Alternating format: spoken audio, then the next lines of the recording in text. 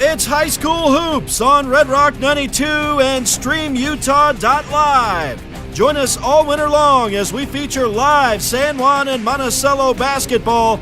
Now, without further delay, we send you courtside for tonight's action. Welcome to High School Hoops on Red Rock 92 and StreamUtah.live.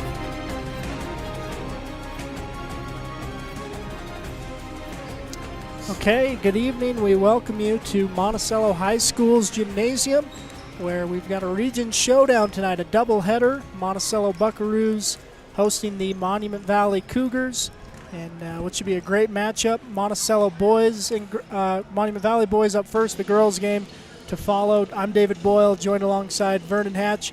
Vernon, should be a good game tonight. I was finding out it took a while to put the score, but this Monument Valley squad beat Pinnacle in overtime over the weekend. So this region really seems to be pretty evenly matched all the way around. Well, I've not seen Monument Valley play yet, but I am excited to watch them tonight. I do know one thing. They bring the biggest crowd in the Four Corners area, I do believe. This place is already packed with the crowd from the Valley. So that I do know, and I know that this is going to be a close game here. Yes. This is one of the teams that's Monticello is actually slightly ahead of in the RPI ranking, but we don't know, what it's going to show. I think coming on the road is always going to be tough for Monument Valley to Monticello. I don't think they've had a lot of wins up here over the years, if any. I don't know the winning streak, but it's very long for Monticello at home with Monument Valley. And then the girls, yes, I am absolutely excited. I should have my stopwatch out tonight to see how quick the shots go up, because it's not going to take long. Yep, yeah, it's a very talented team visiting Monticello tonight, both boys and girls.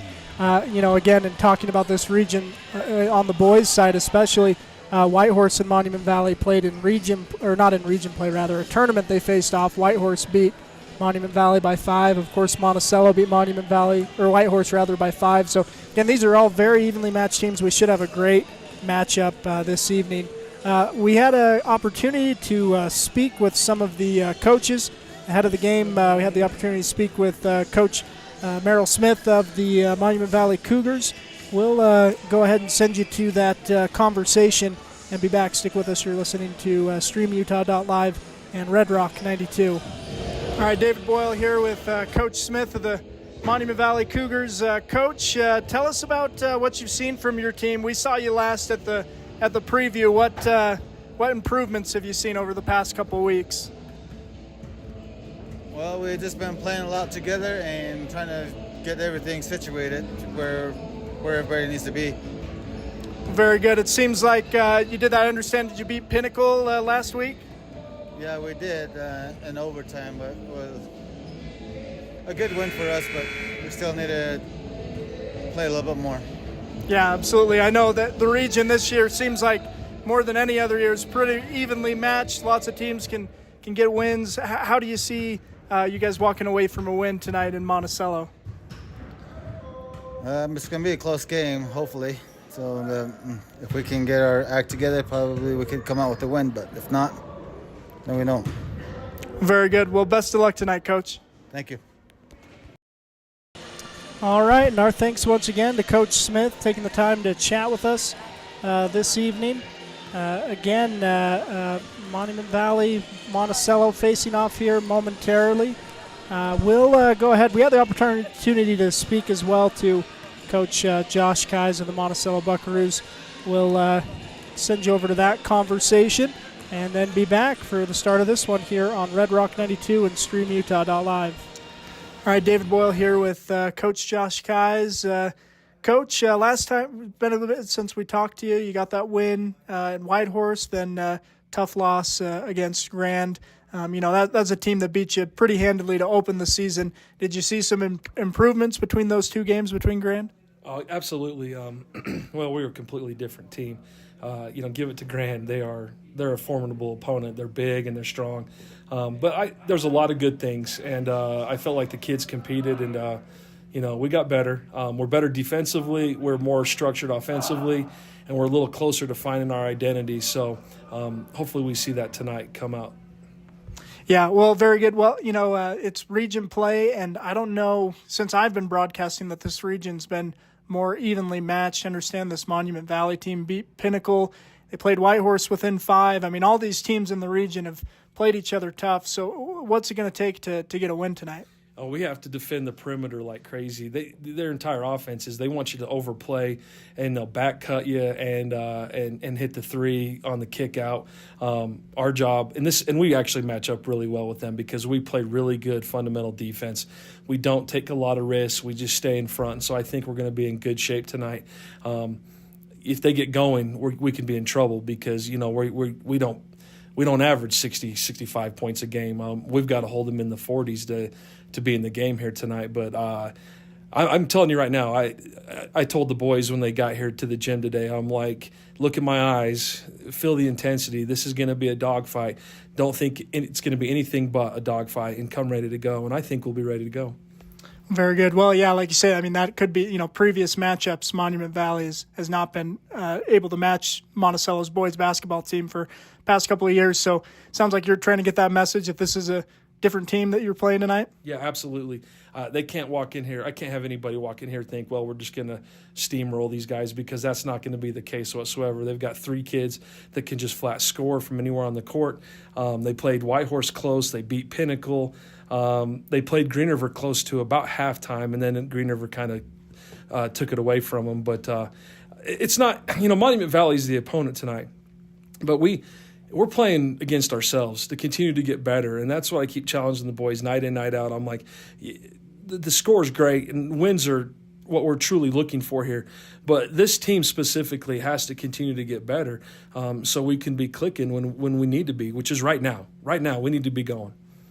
Well, very good. Look forward to that challenge tonight. In that region win against Whitehorse, one player that played really well, Mason Atwood with a double-double. Is he going to be one of the bigger players on the court tonight for only a few times this year? Size-wise, I'm not, it looks like he'll probably match up pretty good physically, which is not the case usually. But as far as his impact, he's going to be the guy tonight, because we're not going to do anything except attack the rim. Just like Whitehorse in the second half, I don't think we had a shot made outside 3 feet. That's going to be the same case tonight. My only prayer is that Mason is allowed to stay on the court tonight. I guess we'll see. Well, very good. Look forward to a great game, great region game. Thanks for your time, Coach. Thanks. And our thanks again to Coach Eais. We're just about to have the national anthem, so we'll take a break, hear from some sponsors, and be back. With a changing economy and advancing technology, it's time that marketing and selling of real estate in San Juan County catches up. Four Corners Homes and Property Management is changing the game. Every Four Corners Homes listing includes 3D mapping and virtual tours, professional photos, a digital and global 21st century footprint, and marketing exposure that makes it easy for buyers to find and identify what makes your listing unique. Marketing and exposure sells real estate, and if you want the best, you need Four Corners Homes on your team. Find us at fourcornershomes.net or call 801-404-0058. Looking to buy, sell, or refinance your home or property? Ask for the professionals at Anderson Oliver Title Insurance Agency. Anderson Oliver Title has provided title insurance and real estate closing services in San Juan and Grand Counties for 25 years. Anderson Oliver Title isn't just another out-of-town company. It's the only locally owned and operated title company in southeastern Utah. The owners and employees at Anderson Oliver Title are excited to support our communities and are proud to support high school athletics and activities. Empire Electric is excited to sponsor the student athletes of Monticello High School. We know sports help build athletes' character, and that carries over to the classroom. Empire Electric believes education opens opportunities, and we offer financial assistance to co-op members for higher education and vocational training. We also provide leadership growth opportunities for high school juniors through the Colorado Youth Tour and a leadership camp held in Steamboat Springs. Ask your counselor how to apply or check out eea.coop. Go Buckaroos!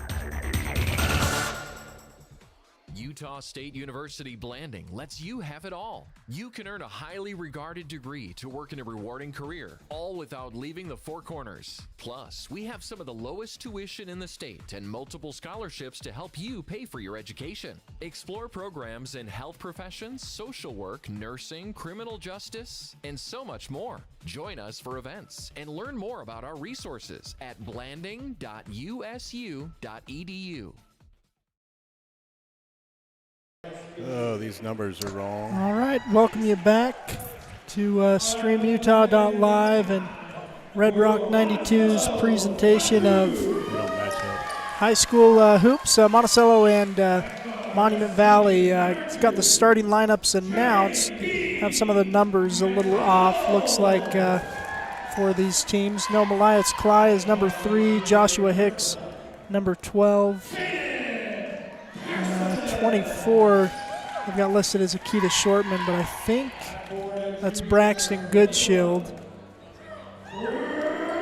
And then Tobias Gray is 33.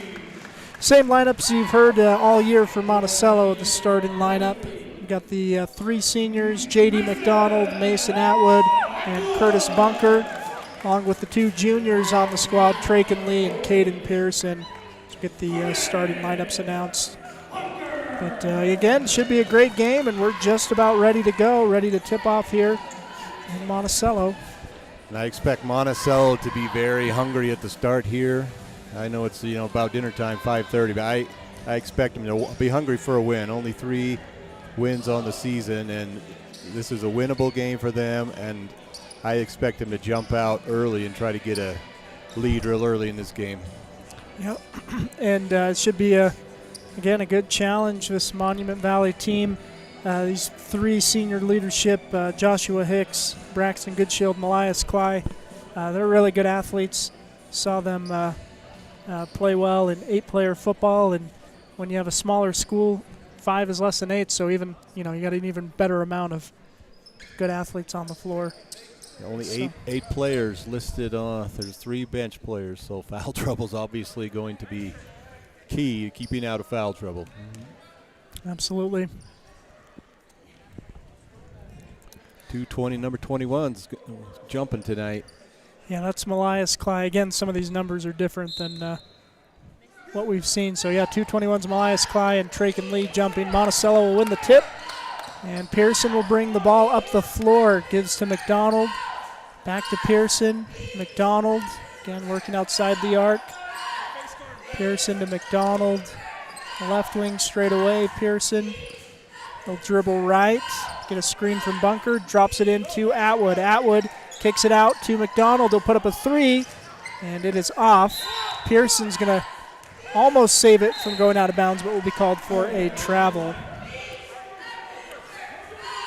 Yeah, Monument Valley played really deep in the zone right there, so it looks like Monticello, they're going to give up the shot to JD. Nobody was really contesting him on that shot, but didn't even hit iron, so he'll get another one. Monument Valley with the ball for the first time tonight. Working inside is Cly, and he'll be called for a travel. Yeah, so, return the favor. Yeah, two walks to open the game. Just one look at the basket here in this first minute. Been a lot of progress in this game. Yeah. Here's Atwood, now stolen away. Turnaround shot is up, no good, but a foul's going to be called. Going to send Monument Valley to the line. It's Joshua Hicks. Nice steal by Hicks right there. He just jumped the passing lane. That's what we saw Moab do the other night, and they just jumped and anticipated that pass.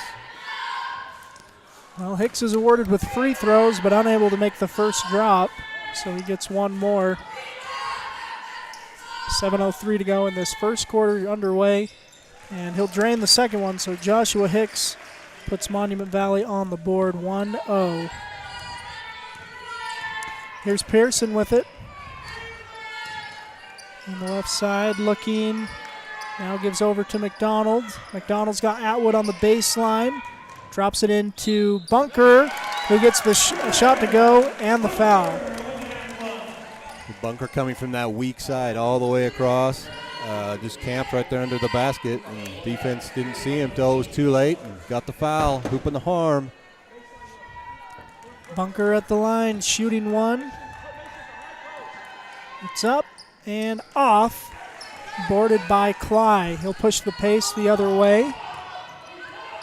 Shot is up and off, boarded by Bunker. He'll give to McDonald.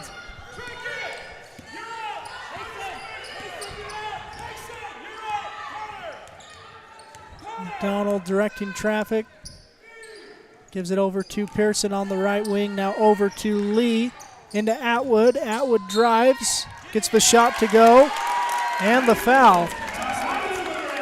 Nice drive by, I was going to call him Donovan, by Mason right there.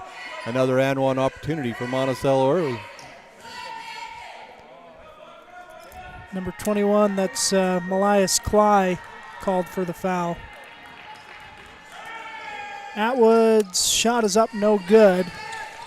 So Monticello 0 of 2 from the free throw line, but that doesn't hurt as much when you make the field goal before the foul. Yep. 4-1 is the count.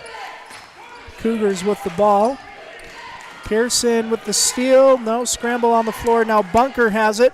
Bunker's got numbers, drops it off to Atwood. He'll lay it up and in. Aggressive defense from Monticello, just basically went and took the ball right away from Monument Valley. Hicks with it, drives, tries to drop it off, and is going to draw a foul. Yeah, and Hicks looks like he's going to be the aggressive one tonight. He's tried to jump a couple of passes, got one steal, and he's not afraid to go to the basket, so I like aggressiveness from the senior. Monument Valley to inbound. And we'll have a travel call. Goes against the Cougars. So 5:40 remaining. Monticello with the early 6-1 lead. McDonald bringing the ball up the court. Gives to Pearson. Now over to Lee. Lee finds Bunker on the baseline. Backing his man down. Shot is up, blocked by Hicks. And now Cly pushing the other way. Cly will draw a foul. Foul's going to be on Traken Lee. So 3 team fouls against Monticello. 2 against the Cougars here early. Cly's shot hits every part of the rim but doesn't go in. Timeout early. Coach Kai's early adjustments of the game. We'll take a timeout as well and be right back here on Red Rock 92 and StreamUtah.live. Did you know a nuclear power plant needs just 2.2 pounds of uranium to produce as much energy as 3 million pounds of coal? Energy Fuels White Mesa Mill in Blanding is becoming America's hub for a clean and reliable energy future. They're revolutionizing the way we power our world by harnessing the incredible energy contained in naturally occurring uranium to fuel clean, carbon-free nuclear power. Visit energyfuels.com to see how they're energizing tomorrow. Jones and DeMille is much more than civil engineering. We're shaping the landscape in the rural Intermountain West. Working together to build relationships that go beyond the project. Shaping the quality of Jones and DeMille is much more than civil engineering. All right, we're back. Shot is up and no good for Cly, so the score remains 6-1. Pearson with the corner 3, that is off. Atwood, though, with the board. No, he'll lose the handle and get called for a foul, trying to get the loose ball.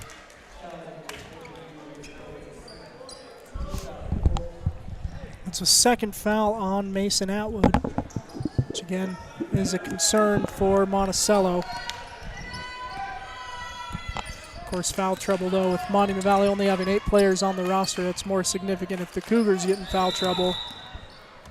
And a travel call is going to go against number 11. That's Braxton. Looks like all the numbers are right, but Malias Cly, who is number 21, the other numbers are correct. Okay, good deal. Thank you, Vernon. doing some investigative reporting for us, going down to the table to make sure we got the numbers right for the Cougars. Here's Bunker with it, drops it out low to Atwood. Atwood goes up. Shot is altered by Cly, and he'll whip it up ahead. A little too hot for Braxton Goodshield. Can't handle it. Goes out of bounds.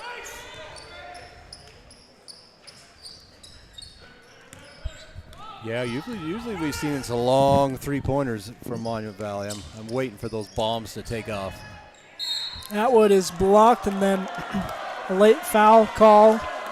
Monument. You can hear that there's a good contingent of Monument Valley fans here tonight. There was an echo. They did not like the call. All the way from left to right, that boo echo started. Yes. It was like the wave. Yeah. So Atwood at the line.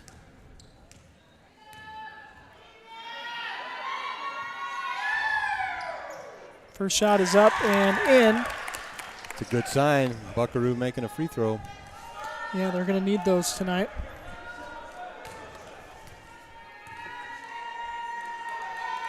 Atwood's second free throw on its way. That one's no good.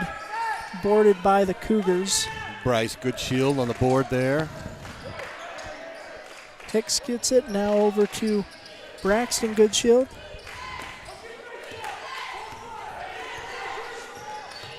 Goodshield driving, loses the handle. And he had Bunker a will lane get it. too. Just Monticello got a hand in there. McDonald will drive. Shot is up and good for J.D. McDonald. Don't get a lot of points out of J.D., but when you get him, you'll take him. And nice little baseline 10-foot hopper from J.D. Shot is up and a foul's going to go against Monticello. And that is probably the one worry so far from Monticello is there has been a lot of fouls, and Monument Valley has attacked quite a bit and causing those fouls.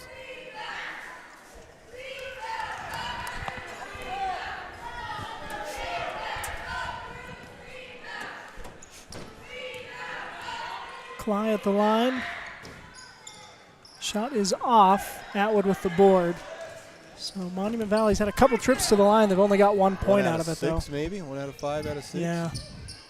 Yep, that hurts. Miscommunication on that pass almost goes out of bounds, but Pearson locates it. Now he's double teamed. And a good They have a jump ball. jump ball, yeah. That's the right call. It was a good trap by Monument Valley. It was close. Yeah, but coach is getting on Caden a little bit to get rid of that ball and not hold it, and that's what we want to see is good ball movement early and hold the rock. It's going to get some hands on it. Yep. Hicks gets a screen from Klein, now whips it over to Goodshield. Braxton Goodshield now gets a screen from Klein. He'll put up a three. Goes up, won't fall. Scramble for the basketball. It's picked up by Curtis Bunker, who's looking to push the pace, and he'll push it a little too quickly. Pearson can't grab his pass, and it's going to go out of bounds. That shot looked good by Goodshield, but it didn't quite go.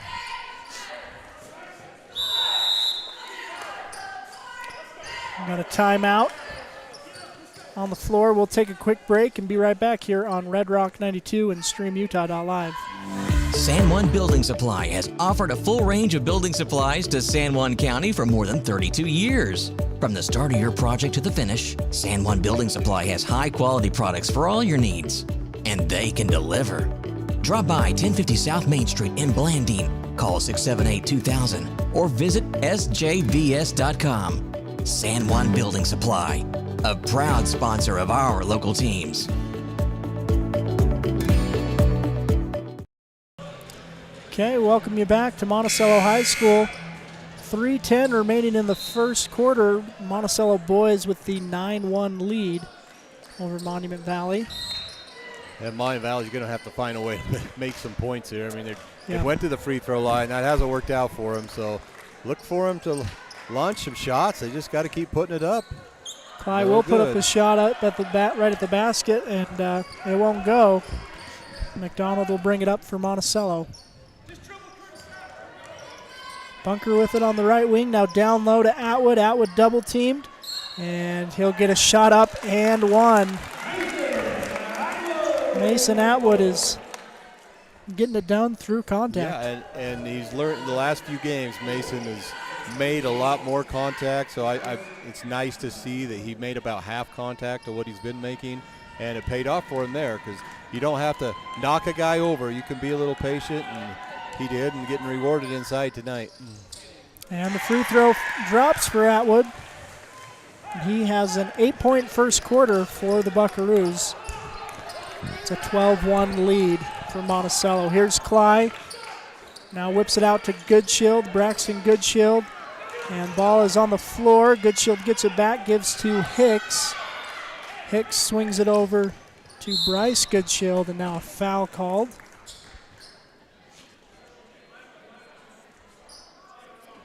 It's on McDonald, his second. So again, we've seen some good things from the seniors. McDonald's got a bucket, Atwood's got 8, but they both have 2 fouls in this first quarter. Yeah, Mason's been the story inside tonight. There's no stopping him. Another missed free throw. Is that 1 out of 7? I think so. I haven't been fully keeping track, but yeah, Monument Valley. It's really 2 out of 8. Got to be upset that those free throws aren't dropping. But again, Monument Valley down 10, but Monticello's got to be careful. Bryce Goodshield with the steal now. Braxton Goodshield whips it down court. It's going to go out of bounds. Possession to Monticello.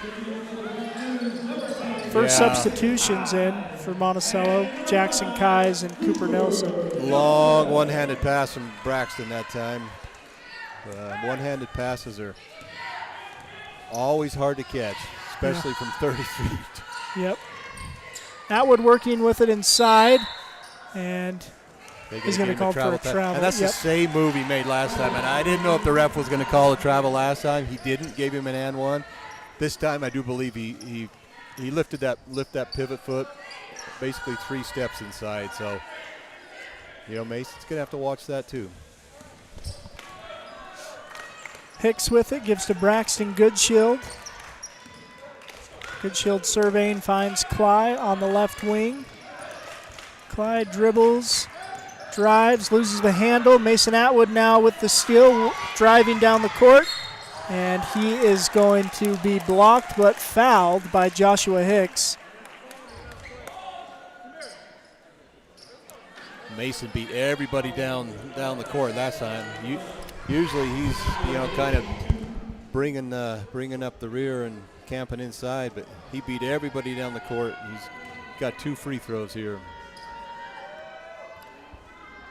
First free throw good. 13-2.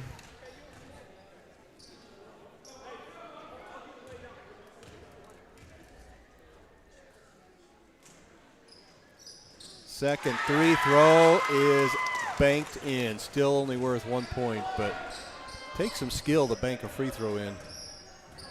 So Atwood gives the Buckaroos a 14-2 lead. Cougars in purple and gold. Left to right on your radio dial. Vernon, I leave for 1 second, and you're already showing me up left to right on the radio. Man, he's. Oh, I've heard that one my whole life. Yeah, that's nice. Well, I went to make sure our camera was working. I see Monticello scored. Who had that bucket? Donovan's got fouled and had 2 free throws. Banked the last one in. Well, I'm sure that Elder Atwood in Montana is happy to hear his name, but Mason. But hey, that's not a bad thing for Mason to imitate his brother's game. He had a really good season. I don't know why I'm season. saying that tonight, but well, it's going off. I promise I won't call you Bill. That's all right. I've been called worse things. Braxton Goodshield's at the free throw line. He hits both his free throws. I think he's 2 for 2. I don't know that he's made a trip before, so I guess Braxton maybe is. Braxton and Bryce, brothers out there. Mm-hmm. Pearson drops it off to Nilsson in the corner. 3-point shot is up, no good. Cly with the board, and he'll push in transition. Drives, kicks out. 3-point shot is up and off. Cly gets the offensive board, kicks out to Hicks. His 3-point shot is up and also off. Scramble for the ball. Goodshield's got it, and then he'll swing it into the backcourt. Nobody wants to grab it because it's going to be a violation, but Monticello could have grabbed it. Yeah. Wow, that shot by Monument Valley put 2 shots up there that almost hit the roof. Yeah. They arch yeah, high was arcing. so high. And there's dust coming off some of the light. Nelson drops it into Atwood. Atwood just rises up. I don't know his career high, but we better look it up. He's going to be flirting with it tonight. Yeah, he is. He's having a great first quarter. Hicks drops it off to Cly, and he's going to get called for a charge. Or excuse me, a travel, rather.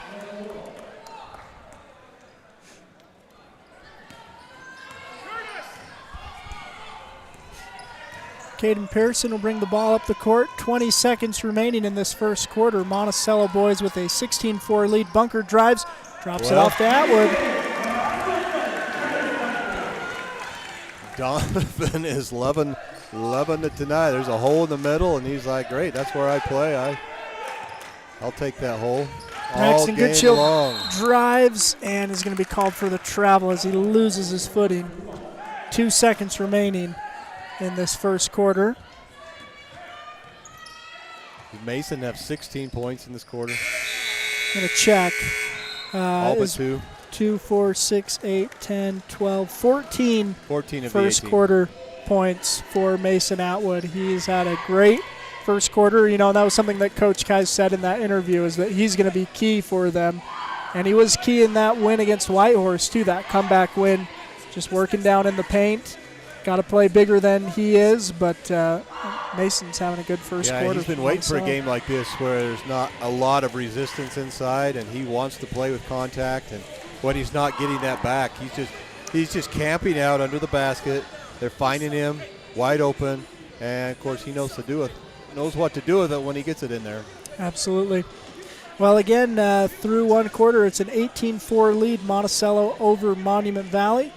Take one quick break and be right back here on Red Rock 92 and StreamUtah.live. Diamond Propane in Blanding, Utah is the only locally owned and operated propane dealer in San Juan County. Call Dennis today at 435-558-5635 to fill your tank while prices are low. Diamond Propane provides bulk or residential propane and sells or leases tanks. That number again is 435-558-5635. Diamond Propane is a proud sponsor of local high school sports. And we welcome you back to Monticello High School. Pearson with the ball to start the second quarter. And McDonald was wide open in the far corner. But I don't know what they called there. They called a foul on Curtis, and maybe that's why JD was that open, I think, on the screen. Well, I was watching Mason again, and he was wide open under the basket. They are clearly not even noticing him under the basket. They've got to make some adjustments on defense to stop him, number one. Hicks with it, gives to Bryce Goodshield. Now over to Akita Shortman. Shortman to Hicks on the right wing, getting a screen, trying to get some space. Now Cly with it. Elias Cly gets some space, rises up. Jumper is good. Go. Nice little shake and bake from Cly there, and 10-footer. Yeah, that'll drop. Makes the score 18-6. Now Atwood working inside. He'll turn around. Shot is up, no good. Cly down to Hicks, who will lay it up and in. Little 4-0 run from the Cougars.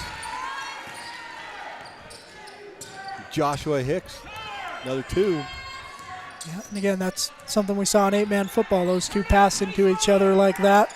They're comfortable throwing it. Atwood's shot is up, no good from the free throw line. McDonald gets it, tries to whip it into Atwood. It's a little loose now. Hicks looking. Hicks. He's going to lose the handle, though. So he'll pull back out. Oh. Now pass will go out of bounds. And those are the turnovers you hate. You fight all the way down, and then you throw a lazy pass at the top of the key, and it goes right out of bounds. Yeah. Not something to write home about there. No. Lee with it. Drives, stops, pulls up at the free throw line. Shot is no good. McDonald gets the board. Now he'll drive, pull up, shot no good, boarded by Hicks. Well, Monument Valley has found Atwood those last 3 or 4 times, forcing him for longer shots or not any shot. Hicks, fadeaway shot, no good. Lee gets the board, almost lost. Now Monticello with it. Lee drives, drops it off to Atwood. Atwood will draw the foul on Tobias Gray.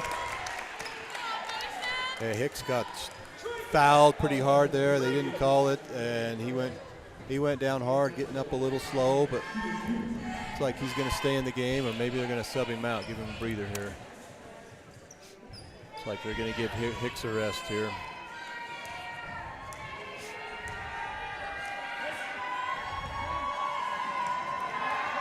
Atwood, first free throw is up and no good. Braxton Goodshield checking into the game. As you said, Vernon, giving Josh Hicks a rest.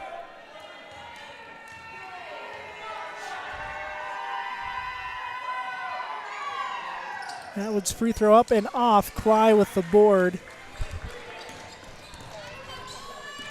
Cly drives, stops, pulls up, shot, no good. And Lee ends up with the ball. Pearson will bring it up the court. Pearson gives to McDonald, now to Atwood. Atwood has it stolen. Good hands by Shortman. Now a 3 is up and off for Goodshield. It's loose and saved by the Cougars. Here's Cly with it. Gives back to Braxton Goodshield. Nice little fake, drives down the lane.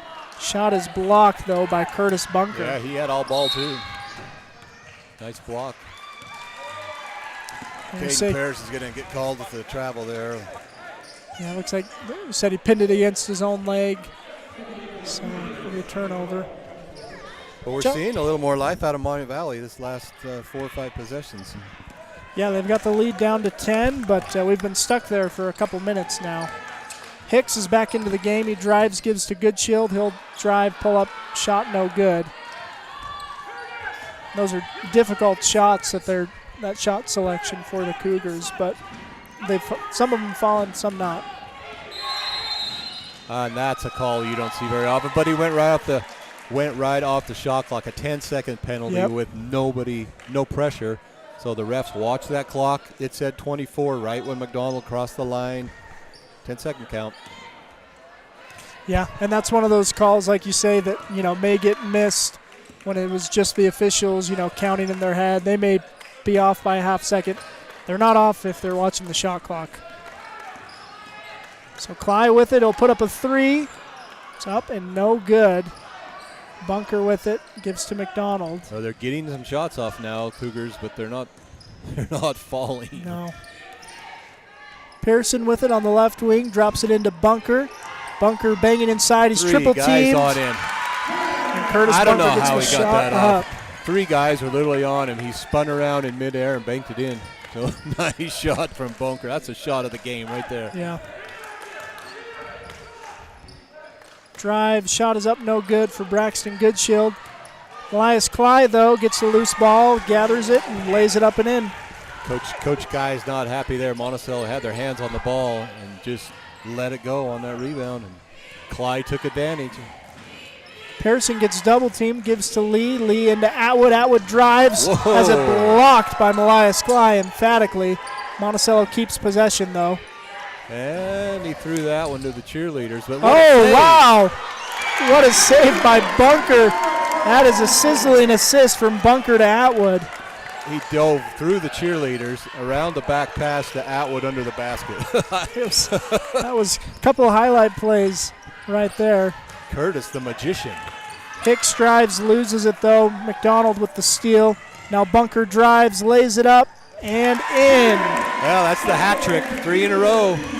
Yeah, and Curtis Bunker with 4 of the last 6 and the wild assist on the other point. Hicks' 3-point shot is up and off. We got a foul under the basket though. Well, this game has got entertaining. Yeah, fast-paced. Traken Lee is going to be called for the foul. Cooper Nielsen will check in.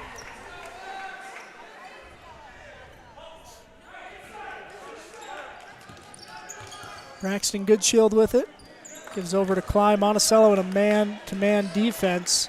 Little space, and a shot is up, no good. Lee with the board.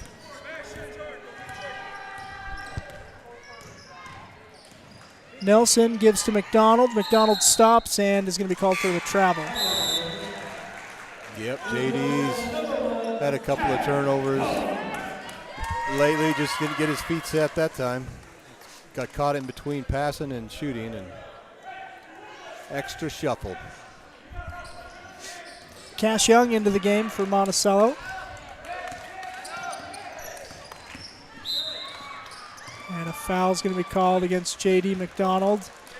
That's his third, and yep, that'll earn him some time on the Buckaroo soft chair the yep. rest of the half. Yep, 2:42 remaining in the half. McDonald's third foul sends Jackson Keyes into the game. Braxton Goodshield with it, drives down the lane. Jackson Keyes tried to take the charge. Looks like he was in position, but maybe just a second too late. Maybe leaned into him. I couldn't quite tell. But well, Goodshield took off from about halfway between the free throw line and the basket and floated it in, and it was a close. Bang, bang, bang, and the ref gave it to Goodshield. Could have went either way. We got a timeout on the floor. This is Braxton Goodshield. You know, we've talked about Monument Valley's free throw shooting hasn't been great. Braxton, though, is 3 for 3. Nice. From the line. We'll feed him the ball. Yeah, attack the basket. It's an 11-point lead for Monticello. We'll take a quick break and be back here on Red Rock 92 and StreamUtah.live. San Juan Building Supply has offered a full range of building supplies to San Juan County for more than 32 years. From the start of your project to the finish, San Juan Building Supply has high-quality products for all your needs, and they can deliver. Drop by 1050 South Main Street in Blanding, call 678-2000, or visit sjbs.com. San Juan Building Supply, a proud sponsor of our local teams.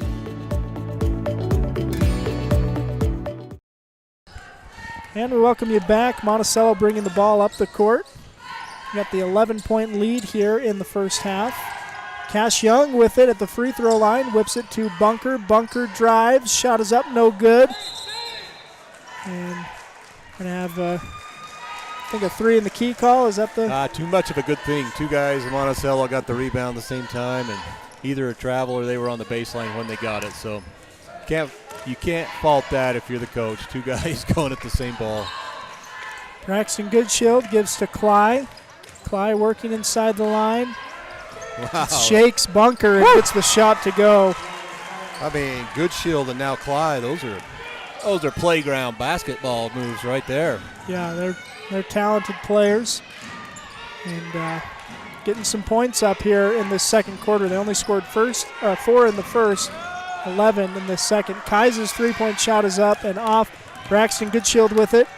And he'll step up. Oh, nice step back, then finds Cly streaking to the basket, but Cly can't get it to go. And then he's going to get called for the over-the-back foul. That would have cut it to 7. That would have been a big momentum basket right there, but didn't get it fall and went over the back trying to get his own rebound. Now a press coming from the Cougars as Monticello looks to get it in. And they'll throw it away. I think that surprised Monticello. They were not expecting that, but good call by Coach Smith there, sensing some momentum. Now Cougars with it on the baseline, gets it into Braxton Goodshield. Braxton drives, stops at the free throw line, puts a shot up, follows his shot, no good. Mason Atwood with an emphatic block, but it goes right to Josh Hicks. His rainbow 3 up, no good.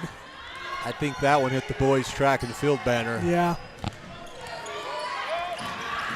Yeah, that one took a trip from Monument Valley up to Navajo Mountain over to Rainbow Bridge, I think. Well, they might build a new road out that way, so yeah, he won't have to shoot it as high next time. That's right.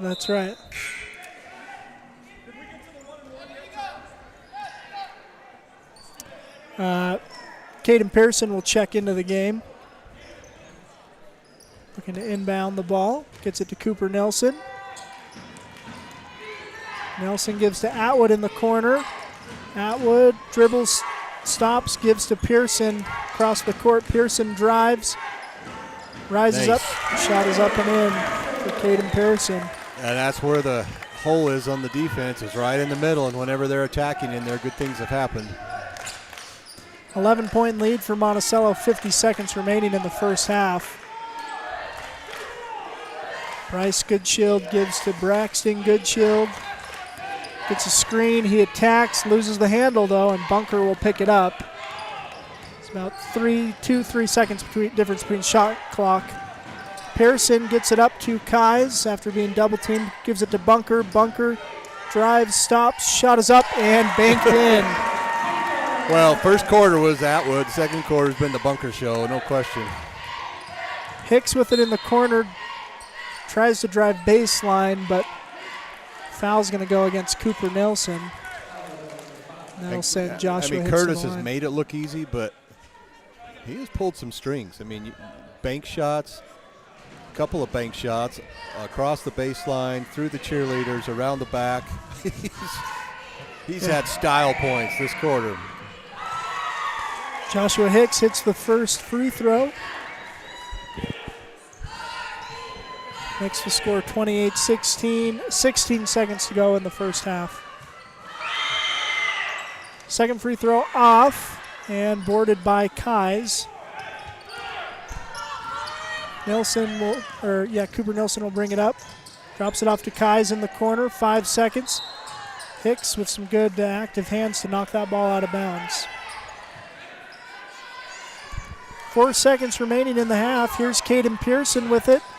Drops it into Atwood, puts a shot up just before the buzzer. And I think if that was in the first quarter, it would have fallen. But yeah, I think he only had one bucket this second quarter. Yeah, I think so. Yep. Well, it's been a first half that's delivered in excitement, but Monticello with a 12-point lead at halftime, 28-16. Monticello over Monument Valley. Thoughts from the first half, Vernon? Well, Monument Valley dug themselves a hole. They only had 1 point the first 5-6 minutes of this game, and they were getting a few free throws but not getting much out. They found some rhythm, making some moves inside.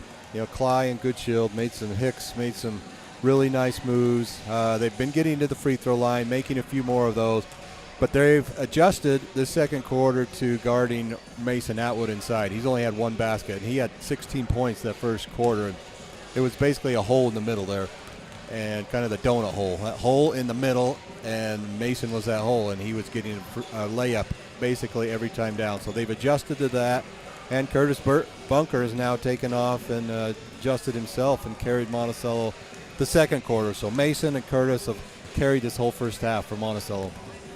Yeah, it's been impressive for the Buckaroos and the Cougars once they've found their rhythm. Again, it's been pretty good back and forth. But we are at halftime once again. It is a 28-16 lead, Monticello over Monument Valley at halftime. We'll take a quick break and be back here on Red Rock 92 and StreamUtah.live.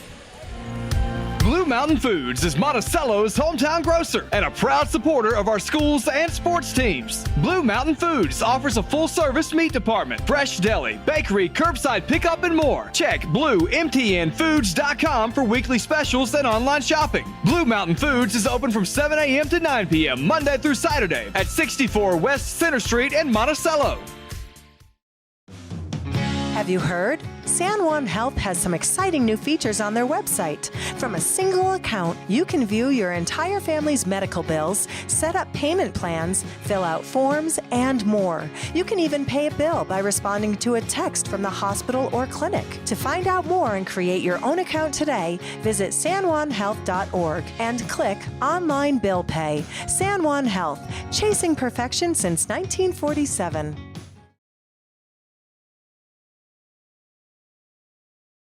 Main Street Drug and Boutique in Monticello is an enthusiastic supporter of our local schools. Under new ownership, Main Street Drug still has the same friendly and professional staff to meet your every need. The boutique features lots of neat items: clothing, jewelry, candy, seasonal items, home decor, men's gifts, and toys. Stop in to 140 South Main Street, Monday through Friday from 9 a.m. to 5:30 p.m. Main Street Drug and Boutique. Trusted care from people you know.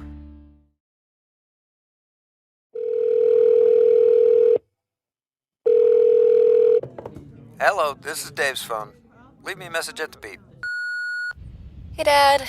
I just drove past the park you took me to on my 10th birthday. Remember how we fell into the stream? I just wanted to let you know I was thinking about you. Got my back. Love you. Reminding someone of their worth is suicide prevention. Learn more at liveonutah.org. Save up to $30 a month on your internet with Emory Telecom. See if you qualify for the Affordable Connectivity Program and apply online right now at affordableconnectivity.gov. Emory Telecom knows reliable internet is more important than ever. Sign up now to save $30 a month. Visit emorytelecom.com or call 435-298-8023 today. Emory Telecom, your local advantage. Life is a series of cherished moments, filled with milestones that define our journey. Moments of love, joy, and shared experiences. Each moment contributes to our story. As each chapter unfolds, our experiences shape us, defining who we are. When it's time to celebrate a life, ensure your loved ones are remembered with the grace, dignity, and individuality they deserve. San Juan Mortuary, celebrating life, honoring memories, transcending tradition. For the past 16 years, residential construction has been our focus at Lee Contracting. Specializing in remodels and additions, we can take your house from ground to finish. Enthusiastic supporters of high school sports, give us a call at 435-459-1314. Desert Rivers Credit Union is proud to team up with the communities in our corner of the state. A nationwide network of ATMs and branches, full line of mortgage products, local decision-making, low fees, and great rates for every credit score are just a few of the things we bring to the team. And to top it off, we are for people, not profit. Come by and meet our team at one of our 4 branch locations or visit desertriverscu.com. We love our communities and are proud to support our youth. You don't have to be sidelined by sports injuries in San Juan County. Precision Rehab provides physical therapy in Monticello and Blanding, as well as Montezuma Creek and Monument Valley, where our therapists have helped athletes of all ages get back in the game since 1996. Precision Rehab is dedicated to restoring you and your loved ones to peak performance when pain and injury slow you down. We offer innovative, effective treatments that make a difference. Treatment is covered by most insurances, including Medicare. Call 435-678-3869 for an appointment. That's 435-678-3869. Or find out more at precisionrehabutah.com. In 1957, Lyle and Clea Johnson founded Lyle Northern Electric. What began as a small business in their family home has grown into the prominent local company it is today, a third-generation owned and operated company. Lyle Northern Electric is honored to have served the people of San Juan County for the past 65 years and is a proud supporter of high school sports. Compared to previous vocational classes, career and technical education courses now span nearly every industry, including automotive, welding, health science, business, digital arts, computer science, and more. CTE students learn valuable, real-world technical skills with a solid academic foundation while exploring career options or pursuing their passions. Did you know San Juan School District offers 19 CTE pathways for secondary students? To learn more, visit a CTE teacher or southeastutahcte.org.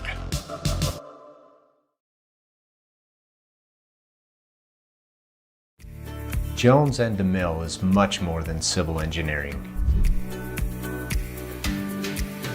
We're shaping the landscape in the rural Intermountain West. Working together to build relationships that go beyond the project. Shaping the quality of life. Together. We're Jones and DeMille Engineering, shaping the quality of life.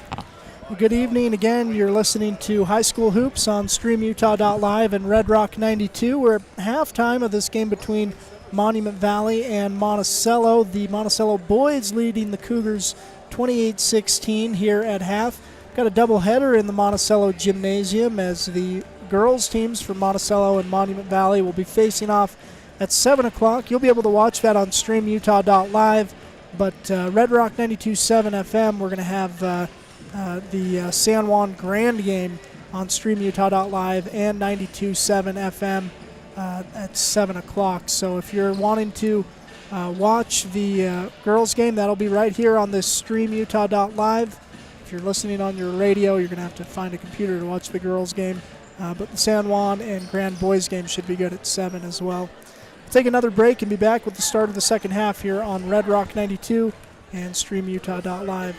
San Juan County Adult Education empowers students to gain the technical, business, or college skills necessary to enter the workforce. At San Juan County Adult Education, adult learners are given the opportunity to reach their personal, educational, and career goals. Students can earn a high school diploma, obtain a GED, increase their wage earning potential, and decrease barriers to self-reliance. To learn more, visit any USU Learning Center in San Juan County or email Gina Grover at jgrover@sjsd.org. The San Juan Credit Union, providing exceptional financial products in southeastern Utah for over 60 years, is proud to support our local high schools. With branches in Blanding, Monticello, and Bluff, along with an ATM in Montezuma Creek, access to those products is easier than ever. The San Juan Credit Union offers checking and saving accounts, bill pay, a wide array of loans, and much more, all on a full-service website and mobile app. Plus, they're federally insured by the National Credit Union Association. The San Juan Credit Union. Your money, your future, your credit union.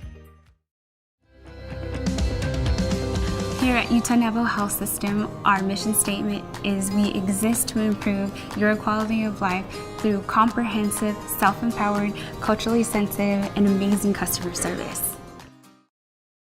San Juan Credit Union. Your money, your future, your credit union. We have branches available in Blanding, Monticello, and Bluff. Come on down and see us. All right, welcome you back to Red Rock 92 and StreamUtah.live's presentation of high school hoops. Monument Valley with the ball to start this second half. Elias Clyde gives to Braxton Goodshield. Goodshield drives, drops it off to Clyde. He'll put a shot up, no good. Boarded by Caden Pearson. Pearson drops it off to Bunker. He'll lay it up and in, and he draws the foul as well. Give Pearson a lot of credit there. Taking the ball right down the middle, and Bunker filling the lane. Good old-fashioned fast break basketball. And the foul is going to go against Elias Cly, and that is his fourth. Ouch. That is tough for Monument Valley. And there wasn't a lot of a foul, but he went to swipe for the ball and did come down on his head. Yeah, tough break for the Cougars. Already down 14, and now one of their leading scorers, playmakers, in foul trouble. Hands part of the ball, but I don't think the head's part of the ball. It is not. Bunker gets the free throw to drop, so that's 31-16 is the count. Braxton Goodshield with the ball, now straight away, top of the arc. Gets a screen from Hicks. Now drops it off down low. Traken Lee will knock the ball out of bounds. Good active hands by Lee. Hicks will inbound under the baseline. Gets it into Goodshield. Braxton Goodshield, that is.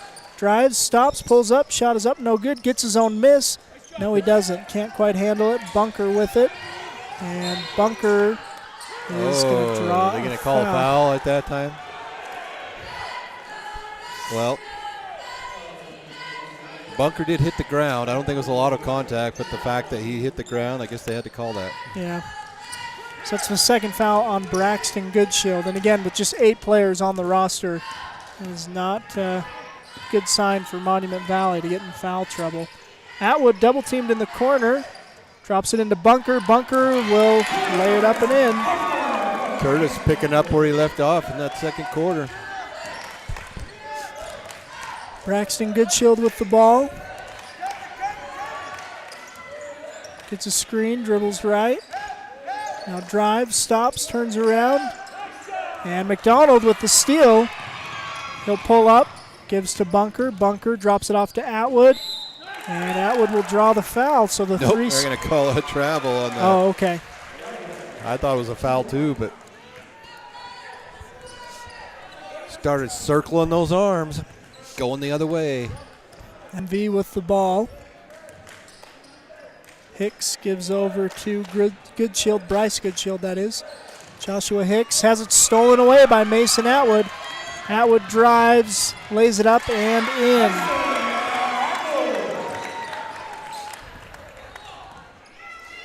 Atwood with the ball, or with the bucket, and it's a 19-point lead for Monticello. Lee collects the, do you call that a rebound if you catch it before it hits the backboard? Yeah, we're calling it a rebound. Good. It was a shot. Lee, quick touch pass into Atwood. Atwood's shot goes up and rolls around the rim, but does not drop. Couldn't shoot that again if he tried. No. Braxton Goodshield with the ball. He'll pull from three. I don't think Monument Valley's hit a three yet. Braxton is trying. Yeah. He's clearly wanting one bad. Atwood with it and has it blocked. Nice job by Bryce Goodshield. And then a foul's going to be called on Mason Atwood, his third. Coach looks like he's going to leave him in. JD's got three, Mason's got three. No reason to pull him out at this point, up 19 in the third quarter. Yeah, yeah. I think, the strategy, if you can get this game out of reach. Goodshield missed again. He's going to get one to fall. Yeah. McDonald gives it up to Bunker. Bunker drives, stops, pulls, shot up, no good. Boarded by Bryce Goodshield. Nice rebound by Goodshield there. Yeah. Good box out over two Buckaroos. Hicks drives and lays it up and in. And Monument Valley has some nice individual play. Yeah. Just a matter of coming together, passing the ball around and working together as a team is where they're going to take the next step. Bunker with it, drives, drops it off to Lee. Lee up top to Pearson. Caden drives, and he's going to get hit on the face. He got clotheslined. Yeah. Whiplashed. Hope he's okay. He's like he's up and going to be okay, but that was a tough foul going down the lane, and an arm pretty much just nearly took his head off. Yeah. Yep. But he's up all right. They're going to call a flagrant foul on that, so that's going to be two shots and the ball. Looked like he crossed the arms to me. Yeah. The ref, I thought he called an intentional foul with the arms crossed. But Pearson gets the first one to maybe drop. Not.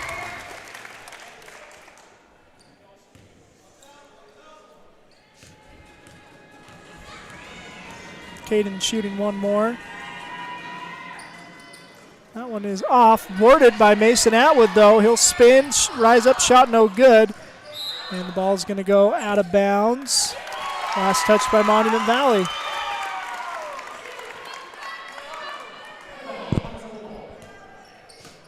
Bunker on the baseline, inbounds to Atwood. Attacks the basket and is going to draw the foul. Well, Atwood's certainly gone cold, but he's also been getting to the free throw line. Hasn't got a lot of those to fall, probably around 50%. So if he was hitting his free throws, he'd be well over 20 points tonight. Yeah. He's hovering probably right at 20.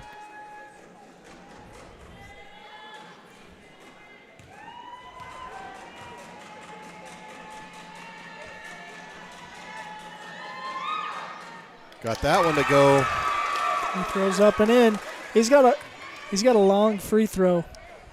You get 10 seconds. Ritual, yeah, You kind of learn those early in life, and it's a hard habit to break. Yeah. And he gets it up and in.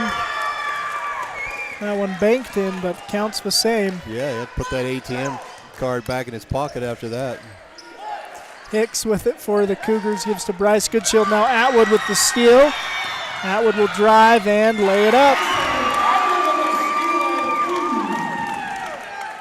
Monticello's lead now 22 points here in the third quarter, halfway through the third quarter.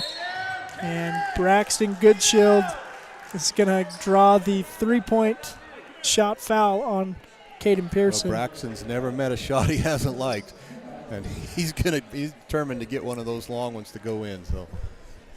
Yeah, and a good-looking shot, and draws with a foul, and we'll head to the line. First one's up and no good, though.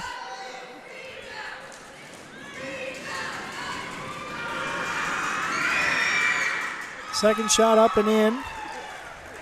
I really like Monument Valley's uniforms. That's solid purple, and then they got kind of the North Carolina checkers going down in the gold. Classy uniforms. Lane violation's going to wave off the shot, but that doesn't hurt as much when you miss the shot anyways, I guess. So trap from the Cougars. Bunker with it. Now double team. Gives it off to Atwood. Spins, fades. Shot is up. No good, and he's going to hit the deck and draw a foul.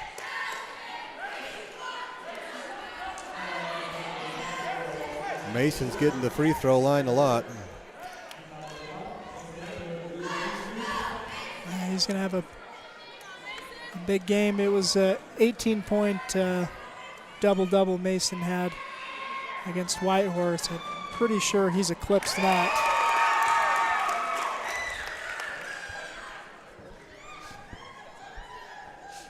First shot's up and in for Atwood.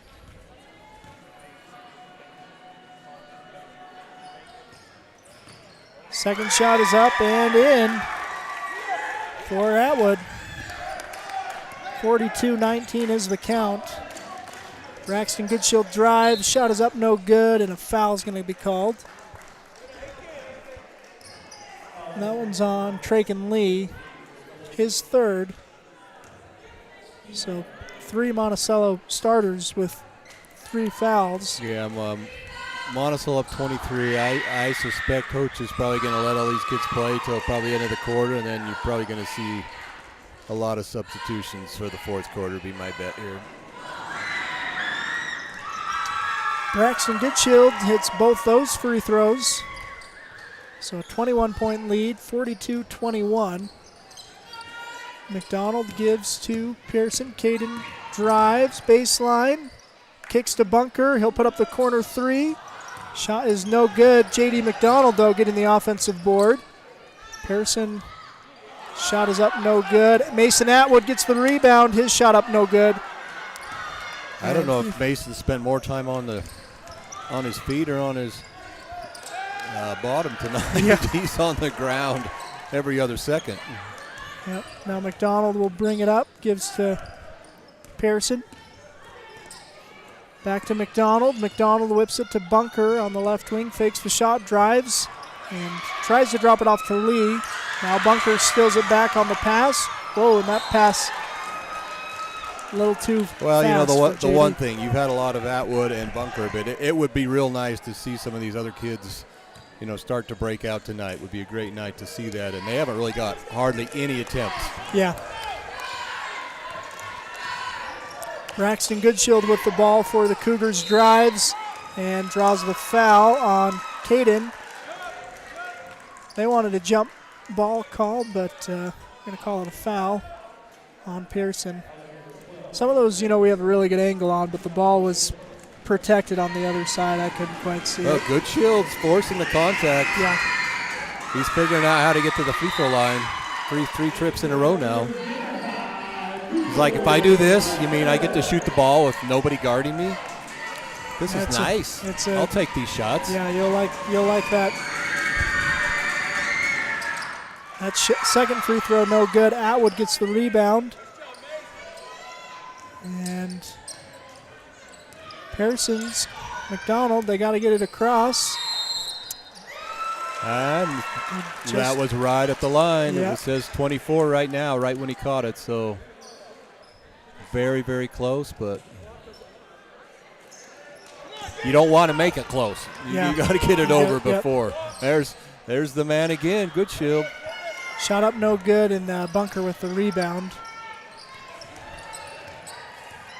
Bunker will bring it up, gets it across half court, stops, gives to McDonald. McDonald to Pearson. McDonald.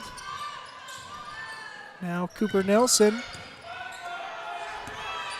McDonald, Atwood. Shot is up and no good.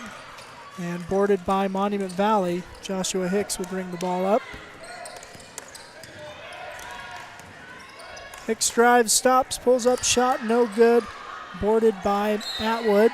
That was a fadeaway by Hicks. Usually the fadeaway is going kind of north and south. He did an east to west fadeaway, like one side of the free throw line to the other. That's a tough shot. Yeah. Got rim, but didn't get it to drop. And look who's at the free throw line again. Yep, Mason Atwood shooting 2. Looks like Jackson Kais is coming in for Mason, so this might be it for him. Well, in that case, you want to make these free throws. Atwood makes the first. Oh, no, he's coming in for Curtis Bunker. Curtis might be done.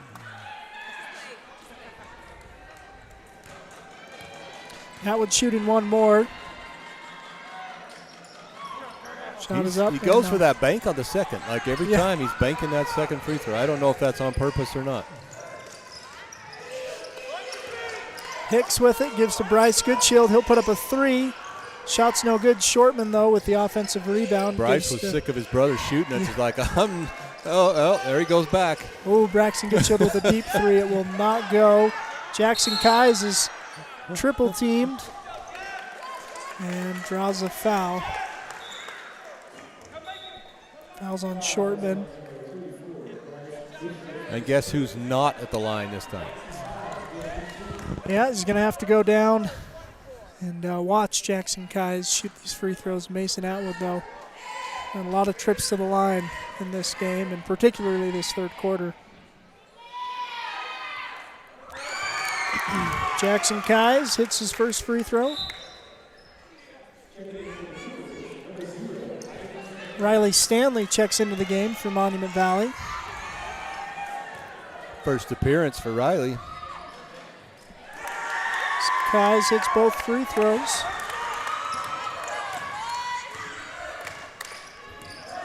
.45-22 is the score. Joshua Hicks with the ball. Hicks now gives over. Gray swings over to Goodshield. Braxton Goodshield. Shot blocked by Pearson. I hope that was blocked. Yeah, it was very oddly on the release. I assume 5 it was feet to the left. Yeah, I assume. Yeah, it was, we're going to call it a block. Yeah. Pass down to the other end is knocked out of bounds by Monument Valley, so Jackson Kais will inbound. And stolen by Braxton Goodshield. That was a nice steal for Goodshield. Yeah, he should be rewarded with the shot on this time down. There Well, he goes. Drives to the hoop and can't get the bucket to go. Pearson gives it over to McDonald. Back across the court to Pearson now. Cooper Nilsson with it straight away. Nelson drives, stops, drops it into Kais. Kais now kicks to McDonald. McDonald over to Pearson. And he'll pull for Wide long open. two. Oh. Shot won't go, boarded by the Caden Cougars. hesitated a little bit there, but you got to knock that wide open shot down. And a little miscommunication there. Monument Valley is going to turn it over on the pass. 8 seconds to go in the quarter. Coach Kai is going to call a play here. 8-second play. Full timeout. It's something, the game again, Monticello with a big lead. Conclusion might be, Practice for down the road Yep. when you need an 8-second play. Yep. I like it. Yep. Yeah, you can't recreate this feeling in practice. I don't like it in the fourth quarter, but I'm totally fine with it right now in the third quarter. So I'm curious who he's going to – he's usually calling somebody running a baseline for a three-pointer. That's what I'm going to call, some kind of a double screen, somebody coming along the baseline for a three. I'll see if I know Coach Kai as well. Yeah, we'll look I don't for it. know. I don't know who it's going to be, though. Well, the thing is Cash Young is not in the game, and that's a shot Easton was taking. That's so true. I don't know. That was Easton's shot. Yes, Yep. it was. Yep. And could be Jackson. Could be a Jackson. Yep. Yeah, Jackson's a good sharpshooter. Make son and mom a happy shot right here, maybe? Maybe. We'll see. 8 seconds for Monticello. I'm going to see Jackson's lining up underneath. He's talking to Mason. Mason's like, no, you get over here. 3 guys up high. I'm calling Jackson for a 3 right here.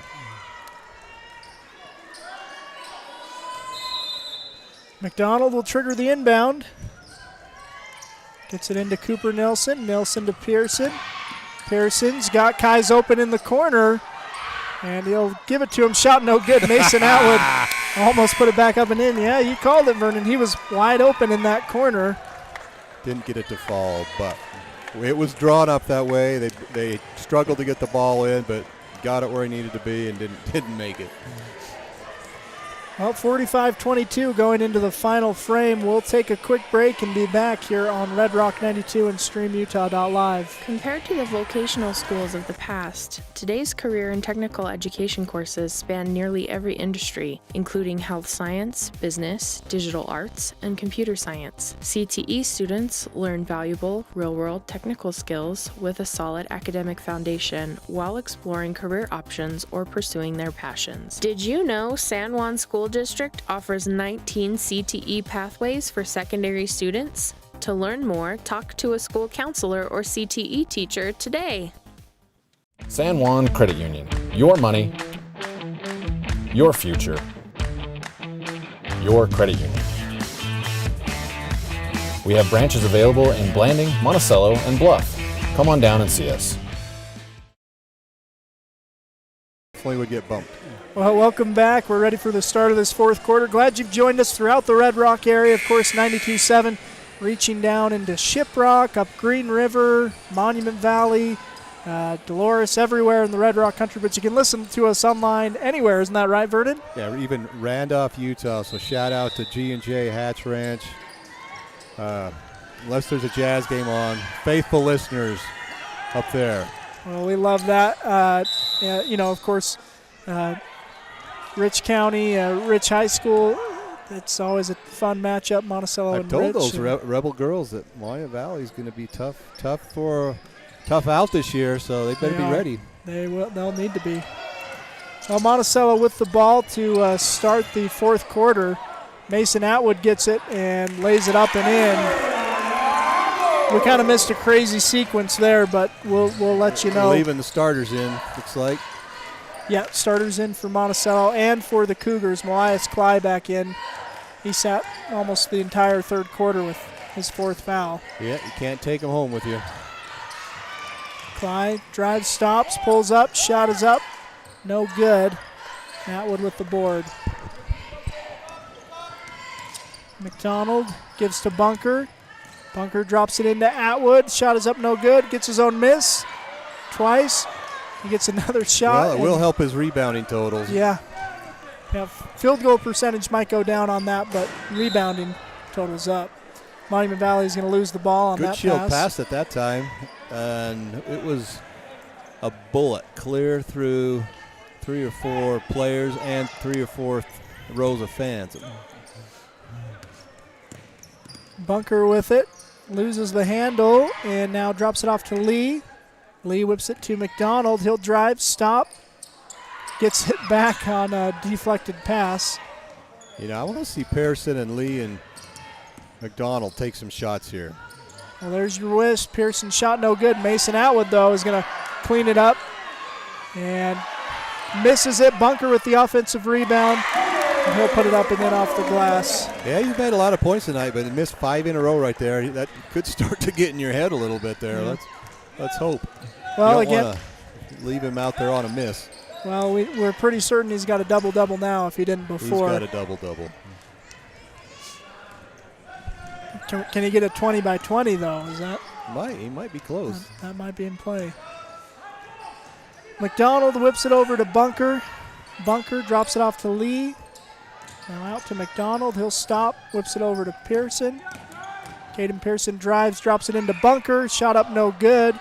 Mason Atwood with the offensive rebound and the putback. Again, not to nitpick anything, but you're really seeing Mason and Curtis be aggressive and nobody else really going at it on offense. Yeah. Lee with the board, gives to McDonald. Now he's going to be... Coach calling a timeout. I don't think this is the setup. Well, it might be the setup play. Let's miss the shot, and Mason, you get the rebound. And miss the shot and make your second. That's what's been working. It has. Yep. Mason and Curtis cleaning it up on the glass. And Monticello enjoying nearly a 30-point lead, a 29-point lead here in the final frame. Again, you got to stick with us, though, right after this game. On StreamUtah.live, we're going to have the Monticello and Monument Valley girls facing off Monument Valley, the #1 team in the 1A RPI, a really good team. Should be a fun game. And then if you're looking for San Juan and Grand, that'll be on StreamUtah.live and Red Rock 92.7 FM. But again, great crowd. Get a great crowd. This place is packed, and there hasn't been a lot of cheering for Monument Valley right now.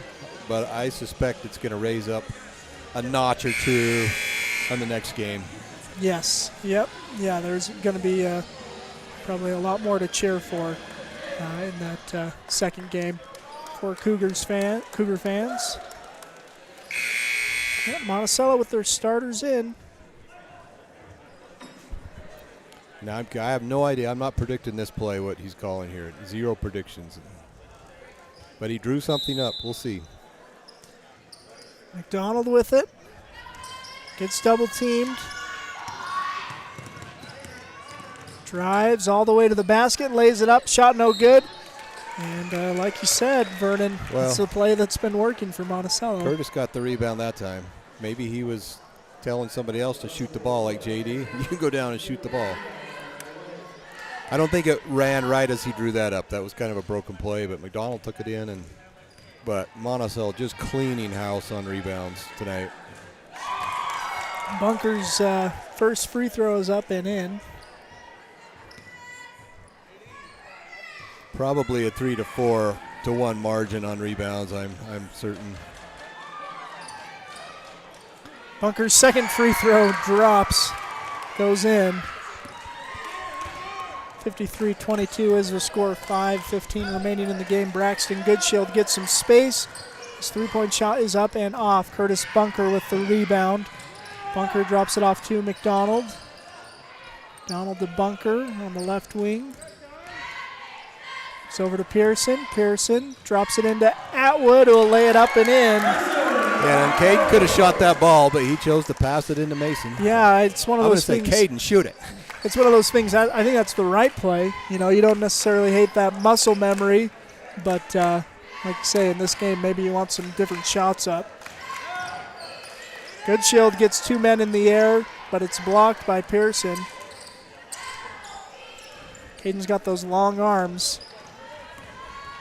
Bunker drives, tries to drop it into Lee, unable to do so. Out of bounds, Cougar ball.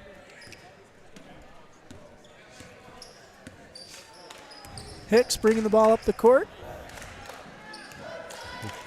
About time for Hicks to go off on a move. I want to see him. Well, that move is going to be drawing the 4th foul on J.D. McDonald.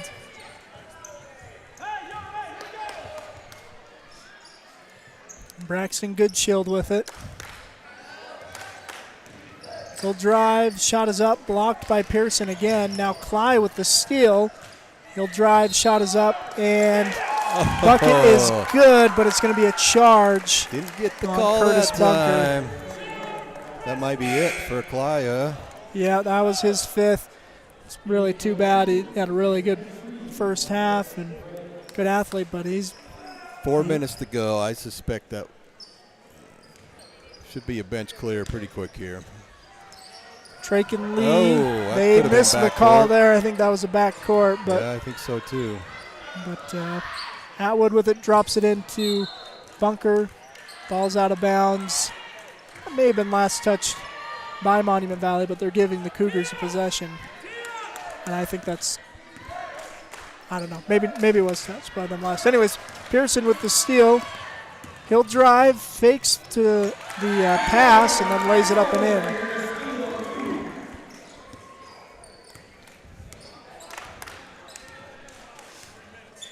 3:30 remaining in the game. Coach just yelled 3 minutes, so it's getting close to the hockey change. There we go. Good shield. Scoop and score. Nice shot by Braxton. Piercing with it. Gives to Lee. Lee to McDonald. McDonald to Bunker. Bunker to Lee. That's shot what is we up want. at the rim, no good. Mason And- took it away from Trakin. Yeah, and caused a travel. 3:02. Here we go. Line change coming in. Yep. So Monticello's seniors and juniors saying goodnight. A 57-24 lead.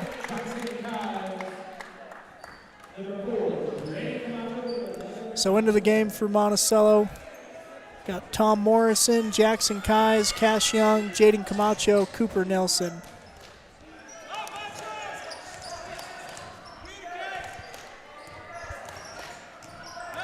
Good shield drives, stops, rises, shot no good, gets his own miss, and puts up another shot. That one no good, but draws the foul. Well, again, you're getting some good individual play from Monument Valley. Good shield and Hicks and Cly. It's a matter of coming together and Yep. finding teammates and passing it around and lifting each other up. That's the next step they're going to have to take. And that was something Coach Smith said in his interview a little bit was, playing together, working together was key Right. for this game. And, yeah, not according to plan for the Cougars. Braxton, good shield. He gets both of his free throws.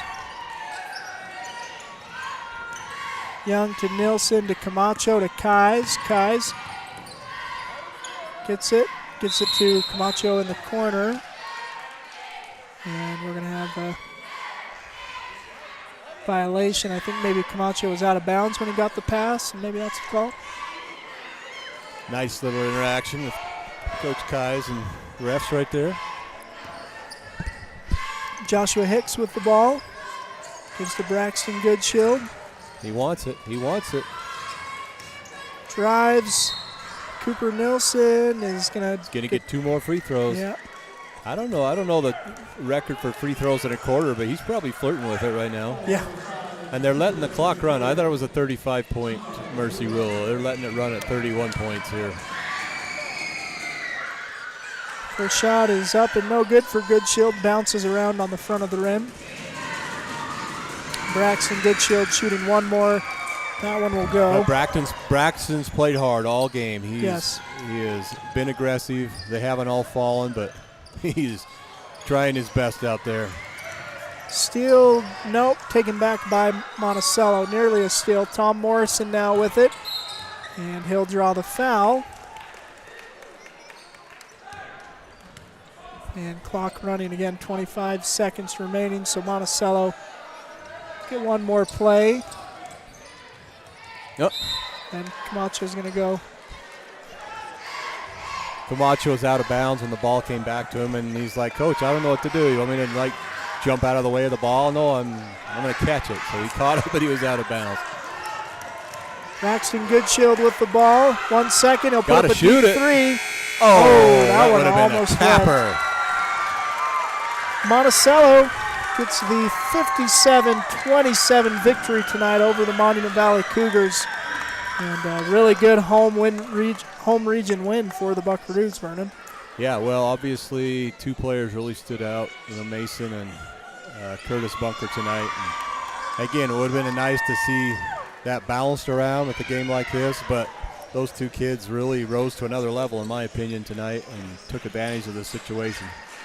Yeah, and Monticello going to get the victory tonight. We're going to have an opportunity to speak with the coaches, maybe some of the players here momentarily. We'll take a quick break here from some sponsors and be back on Red Rock 92 and StreamUtah.live. See how many minutes. Here at Utah Naval Health System, our mission statement is we exist to improve your quality of life through comprehensive, self-empowered, culturally sensitive, and amazing customer service. looking to buy, sell, or refinance your home or property? Ask for the professionals at Anderson Oliver Title Insurance Agency. Anderson Oliver Title has provided title insurance and real estate closing services in San Juan and Grand counties for 25 years. Anderson Oliver Title isn't just another out-of-town company. It's the only locally owned and operated title company in southeastern Utah. The owners and employees at Anderson Oliver Title are excited to support our communities and are proud to support high school athletics and activities. Empire Electric is excited to sponsor the student athletes of Monticello High School. We know sports help build athletes' character, and that carries over to the classroom. Empire Electric believes education opens opportunities, and we offer financial assistance to co-op members for higher education and vocational training. We also provide leadership growth opportunities for high school juniors through the Colorado Youth Tour and a leadership camp held in Steamboat Springs. Ask your counselor how to apply or check out eea.coop. Go Buckaroos! Utah State University Blanding lets you have it all. You can earn a highly regarded degree to work in a rewarding career, all without leaving the Four Corners. Plus, we have some of the lowest tuition in the state and multiple scholarships to help you pay for your education. Explore programs in health professions, social work, nursing, criminal justice, and so much more. Join us for events and learn more about our resources at blanding.usu.edu. San Juan Building Supply has offered a full range of building supplies to San Juan County for more than 32 years. From the start of your project to the finish, San Juan Building Supply has high-quality products for all your needs, and they can deliver. Drop by 1050 South Main Street in Blanding, call 678-2000, or visit sjvs.com. San Juan Building Supply, a proud sponsor of our local teams.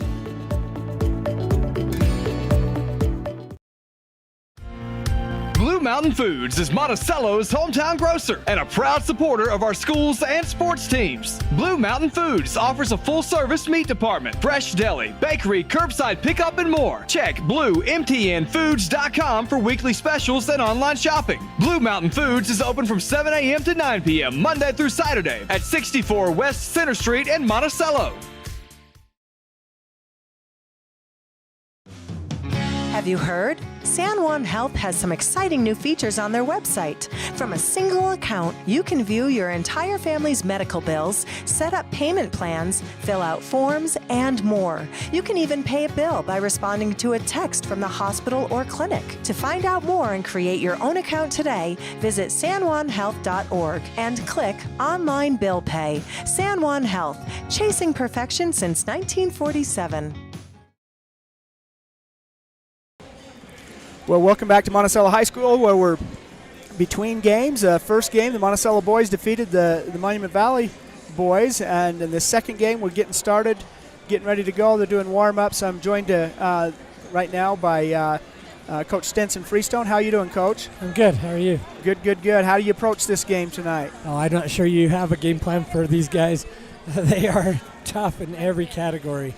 We've been watching games and film on them, and they beat some of the powerhouses in the state this last week. I mean, they've got everything. They got height, they got size, they got quickness, speed. They can shoot the lights out. You just got to play tough. Yeah.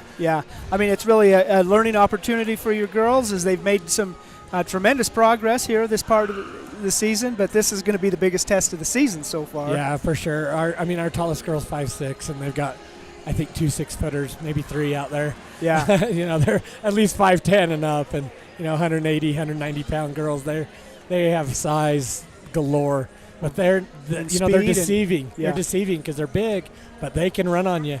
Yeah. I was looking. They scored 49 points their last game on fast breaks. I mean, they can get up and move too. Yeah, so. A lot of great experience. I thought Alicia Blackwater was just a powerhouse, and when she graduated last year, how's this team gonna?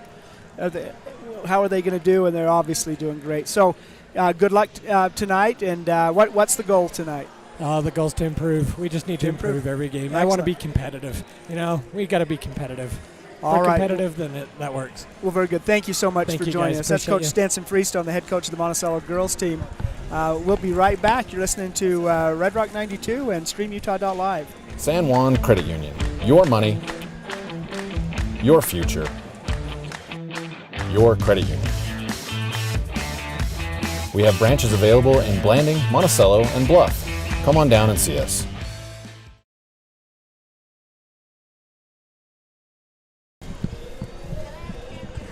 All right, Coach Kais, you got a nice little Region 19 win tonight. What are your thoughts? We got to start stockpiling wins. I told the boys at the beginning of the game, we every team that comes in here and everywhere we go, we got to start stockpiling wins. And tonight's felt really good, not because it's a win so much, but because we absolutely suffocated them on defense, did everything we wanted to defensively.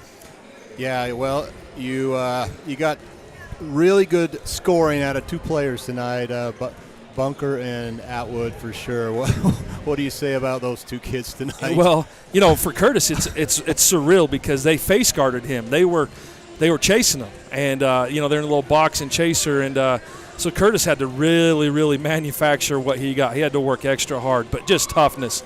And man, Mace, I can't even, unbelievable. 29. I don't know how many boards Mason had. It had to be close to 20 boards. So 29 and 20 possibly. Yeah, he's been waiting for a game like this where there's not been a lot of resistance inside. He's been wanting this game. He owned it. We had that one possession where he was stat piling there with about 4 misses and 4 boards. But, we adjusted and we're like, we're just going to beat him big. I mean, it sounds funny because we don't have a kid over 6'1", but we beat him big. But I can't say enough about what we did defensively as a team tonight. Just – Caden just did a great job on number 11, the Good Shield kid or whatever his name is, and then we just handled business. How do you get the other 3 starters to maybe be a little more aggressive on offense? Because it seemed like they were letting Curtis and Mason do the show tonight. Well, how do you get them to be a little more aggressive sometimes? I'll own that up. I'll own that a little bit, because we've really been talking about identifying roles and really, when we made adjustments, we were going to go big. We went big into Mason and Curtis, and we've actually had to bring J-Mac back a little bit and say, J-Mac, if it's not at the rim, we don't want you really taking that shot. We'd rather move it around a little bit. So J-Mac's still being plenty aggressive. He's driving the lane, and he's creating stuff, defensive mismatches. And, Caden took some really good shots tonight. So at the end of the day, I'm not really upset at all about how those other kids play. Traken is coming. Traken could be a little more aggressive, but where he is now compared to he was at this time last year, he's come a million miles. So yeah, well, you know what you're going to get from J-Mac, hard, tough D. Caden, he's grown a lot too. He's grown probably 6 inches this season, and he's still a point guard growing into a big guy body. It's kind of fun to watch, and he's making some amazing passes. Like he's got great court vision out there. Yeah, he's doing a great job. Defensively tonight, he'd been a little bit weak defensively, really stepped it up tonight. Cooper Nilsson, great minutes off the bench, taking charges and just handling the ball, doing a great job. I'm really excited about what we have, what we're doing right now. Oh, that was fun. I got to ask you about the timeout, though, that you called. And was that a set play for Jackson on the I called it. I'm like, he's calling a play for Jackson, a three-pointer in the corner. I know Coach Kais, and there it was. Was that the play? It was. So yes. So, yeah, you called it right. Jackson was option 2, in all fairness. Caden was supposed to take it more middle, but we did have Jackson in the corner for the kick out when they trapped. So, yeah, absolutely. That was the play. A little bit of daddy ball at the end of the third quarter. That's okay. You're awesome. You are an awesome coach. So, just last question. Tell me a little bit about the RPI. So you're hovering around the 16-17. Is a 16 seed, is that where the home game is going to be a play-in at 16, and then the 17 and below is going to be on the road? Is that the way I'm reading that? I believe so. I haven't looked at it this year. I'll be quite honest with you. So games like this are important to get the win and keep above. Well, the way I read is that 16 seed, you want to keep above absolutely. That. And I said this at the beginning of the interview. I told them we have to start stockpiling wins. We don't have a team coming in our gym or we're going on the road, a team that we can't win, we can't beat. We're going to be just as athletic as anybody we step on the floor with. We really have to be stingy and start stockpiling wins right now to save our season. Well, very good. Switch gears to the girls. What do you think of these Monument Valley girls ranked number 1? I think it's a very legitimate ranking. I think they got every bit of talent covered in all aspects of the game, and so I plan to stick around and watch the show a little bit tonight. Told Coach Freestone. Coach Esplin always had a game plan against teams like this. Get the tip, go 4 corners. It doesn't really work in the shot clock era, but still, that's about all you can do. Well, it's fun to watch you, Coach. You're an awesome coach, and I love the enthusiasm. You never run out of it, so you keep it up. Thank you. I appreciate it. Thanks, guys.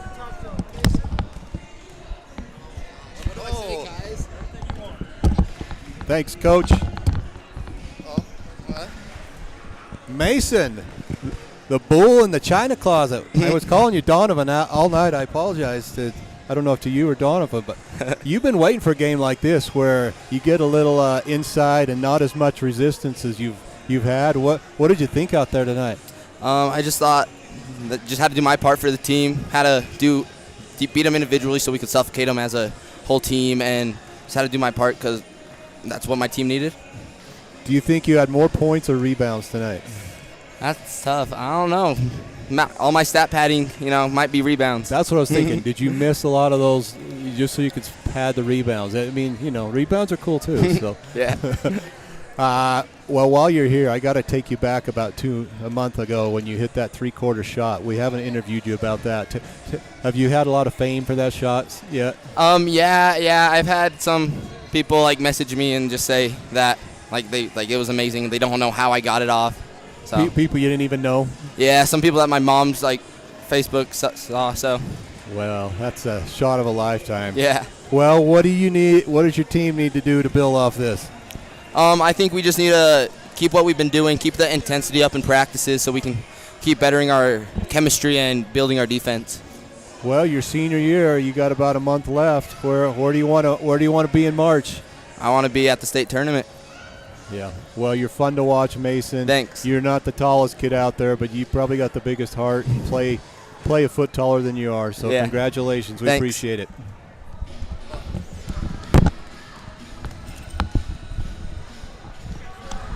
All right, our thanks to Mason Atwood. And we've got a good game coming up. We've got to wipe those headphones off, Vernon. They get a little sweaty time to time. But good interview with Coach Freestone, Coach Kais, and Mason. I asked him about his long shot. I had to do it. He's saying he's getting some messages from people he doesn't even know, telling him how awesome it was. Oh, that's awesome.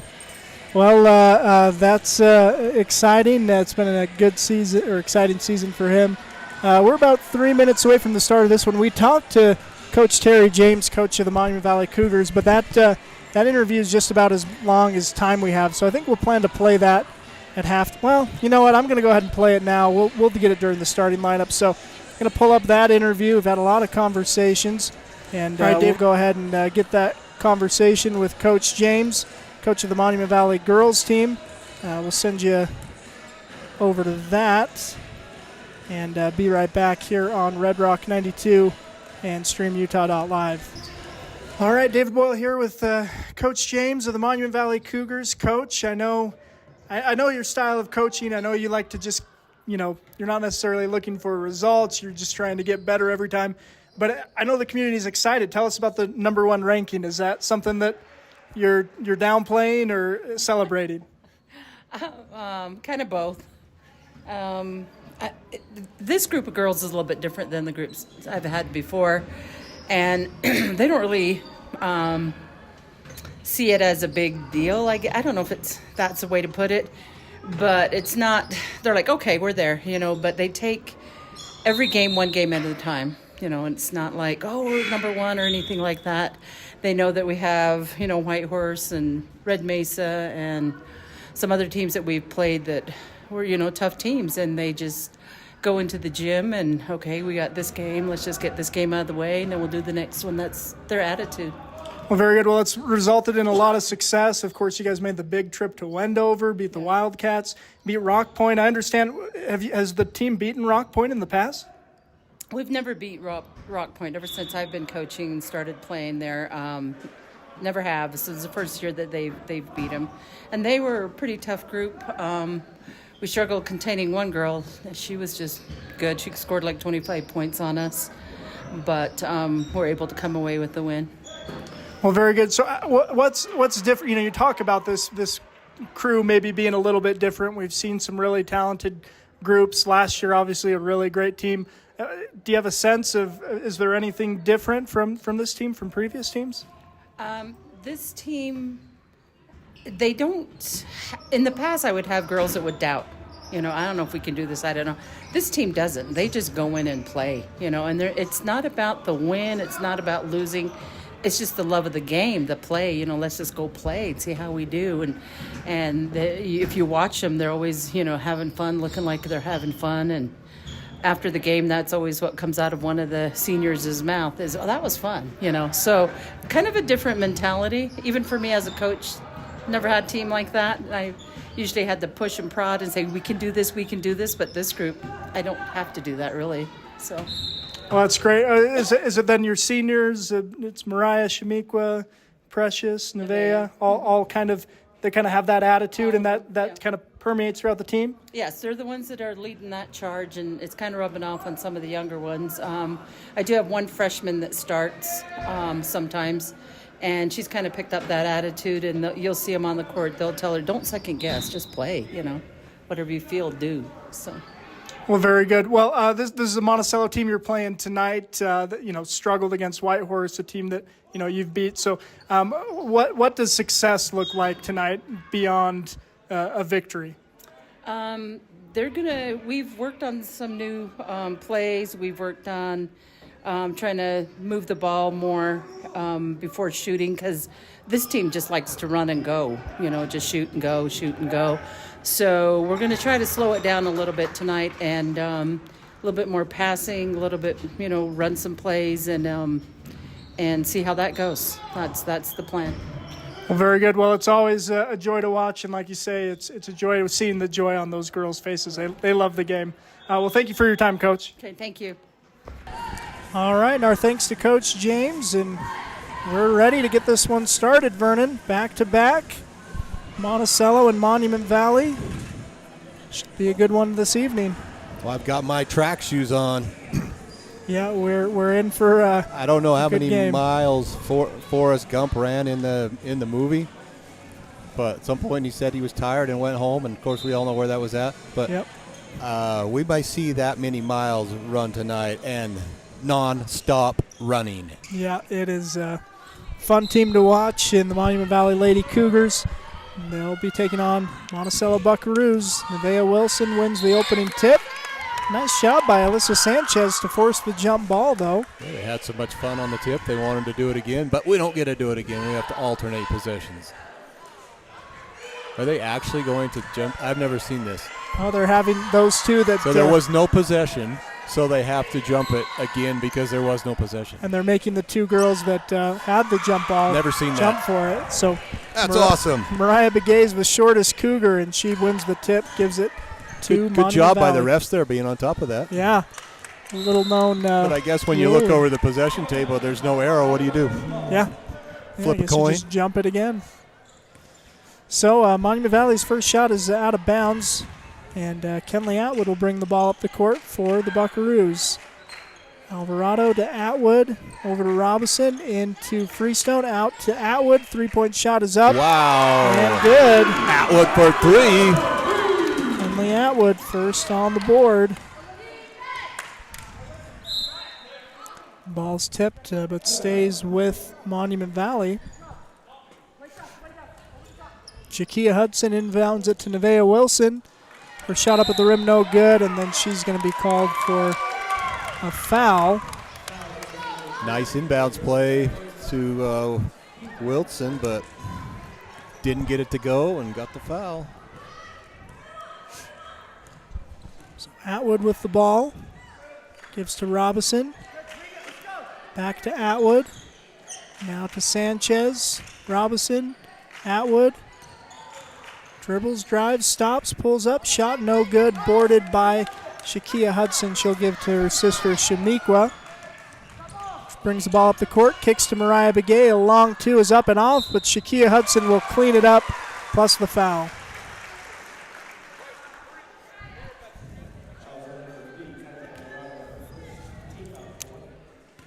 So first basket for the Cougars goes to Shakia Hudson.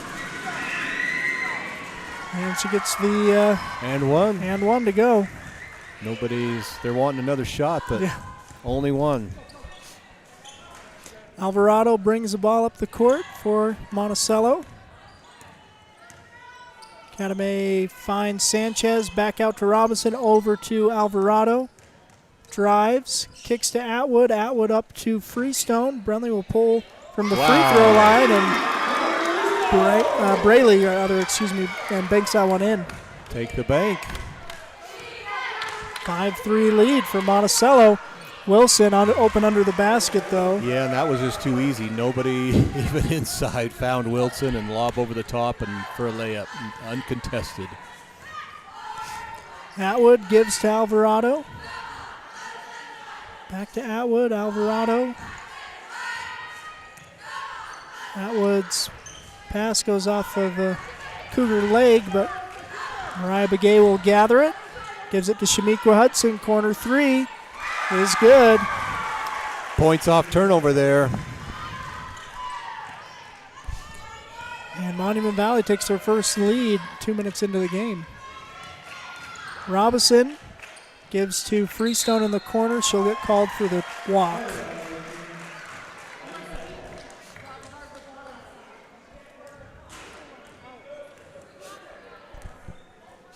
Mariah Begay will bring the ball up the court. Begay's pass is out of bounds. Possession to Monticello. It's like they're looking inside for that first pass right from the top. You often see a pass coming from the wing inside, but they're willing to throw it inside right as they get to the top of the key. Robinson with it for Monticello. Alvarado drops it back in to Robinson. Good thought, but no good. And now Shamiqua Hudson's going to get called for the travel.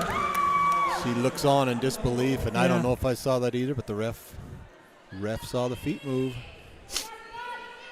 So Monticello ball under their own basket. Braley Freestone to inbound. And stolen away. Not quite. Robinson gets it back, gives it to Freestone. Her shot blocked by Precious Bedoni. But then Bedoni's going to be called for the foul here. Yep.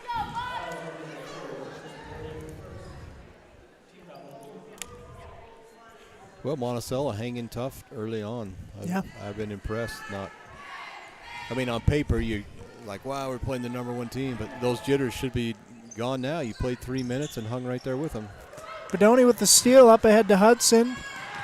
Kenley Atwood knocks that pass loose, slows down the offense, but not enough as Shamiqua Hudson drains the corner three from the other side. Smooth shooting Shamiqua for three. Yeah, it's her second three from the corner, one from one end, one from the other. Wow. 4:54 remaining in the first quarter, an 11-5 lead. And that's a nice looking shot, just effortless, just smooth, follow through, beautiful shot. Yeah, and that's 6 points for Shamiqua. 9 points for the Hudson sisters as Shakia's got the and one bucket plus the free throw shot. Coach didn't even take the timeout. Said, get back out there and get ready. Yep. They're back on the court, Mona. 5 seconds into the timeout. Like, I don't need to tell you anything. Yep. That's a great sign, I think, actually, that the girls know what they're doing. They're ready to go, and coach doesn't need to say anything. Yep. Yeah, so the Cougars back on the court, having a little huddle themselves. And that was something else that Coach James talked about in the interview, too, is this. She says this team's a little bit different. There's just a calm demeanor about them. They just love the game and feel like they're going to go out there and execute, not really any fear. I noticed the White Horse the other night. The girls were laughing and having fun. I can see the same thing with these Monument Valley girls. They're smiling, relaxed, just enjoy playing basketball. Yep. Love the game.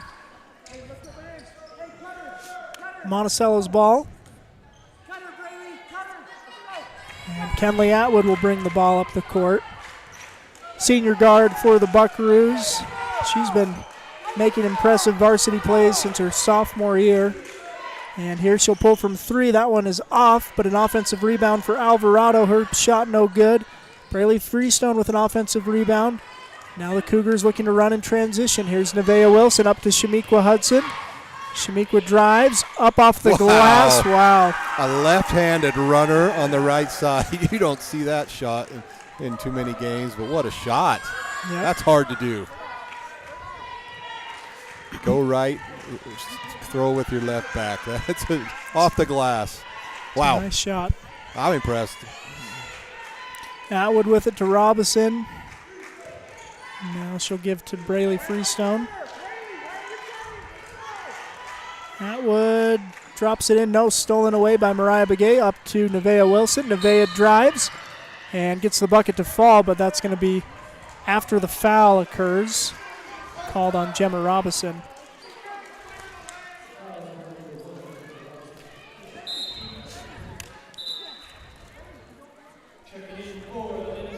Marin Freestone will check into the game. Give Alyssa Sanchez a breather. Shamiqua Hudson from the corner. That one no good, but Shakia there to clean it up. I think that one went off the shot clock. She banked it off the shot clock. Real close up there. It may have been the backboard, but it was a high. It was a high shot. I mean, if it goes off the shot clock, that is out of bounds, but the top of the backboard is not.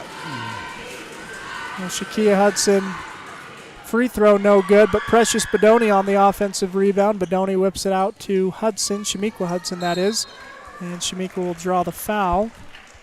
Well, I said Monticello's hanging tough with them. Now you look up and it's already a 10-point lead. Yeah, and again, talk about that calm demeanor from the Cougars. They just keep looking for their shot and been able to do so. Ball's out of bounds. Last touch by Monticello.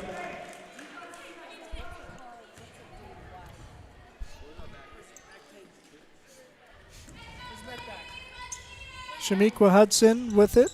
Gets it down low. Shakia Hudson's shot is up and off. Marin Freestone with the rebound. She'll bring it the other way. Freestone, a little miscommunication there. Which Buckaroo was going to that wing and no one able to get there.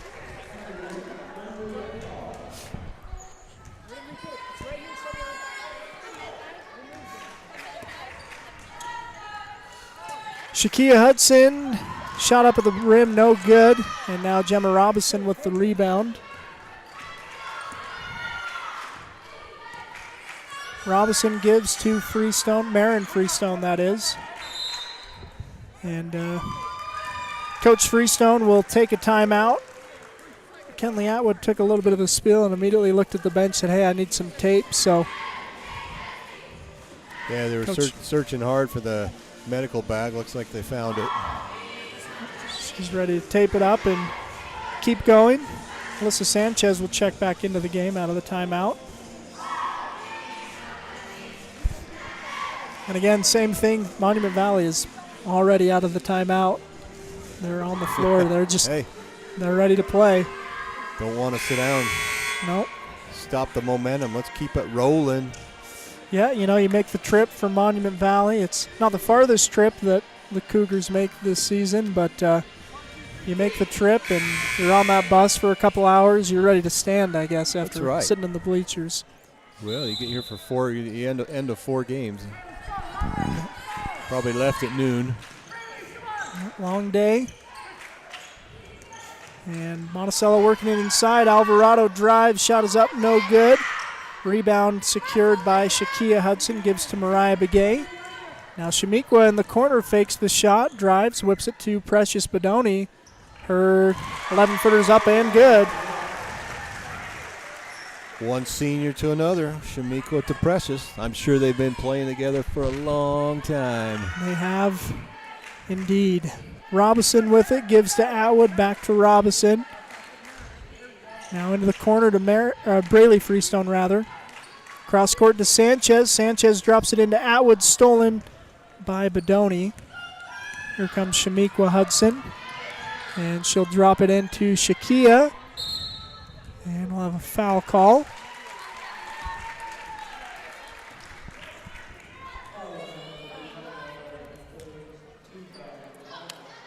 That's the third foul on Kadame Alvarado in this first quarter, and the 5th team foul, so Shakia Hudson will head to the line to shoot 2. Yeah, that's tough getting 3 fouls in the first quarter. That's pretty much an instant trip to the halftime locker room right there. Hudson gets the first one to drop.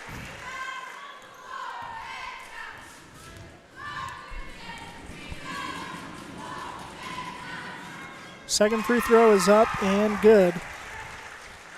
Well, Monticello hit that first three, and it's been 19-2 since. Yeah. Atwood, baseline jumper no good. Mariah Begay whips it down court. A couple of Cougars run into each other. Nevaeh Wilson, though, whips it into Precious. Now Gemma Robinson tries to save it from going out of bounds. And playing bumper ball right now. Yeah. But Monument Valley is going to end up with the possession under their basket. Gets it into Nevaeh Wilson. Her shot up no good, but Bodoni with the rebound. Wilson back in. Shot at the rim is up and good for Shakia Hudson. And I don't see a lot of high jumping out there, but I see very good positioning by Monument Valley. They are in the right spot at the right time.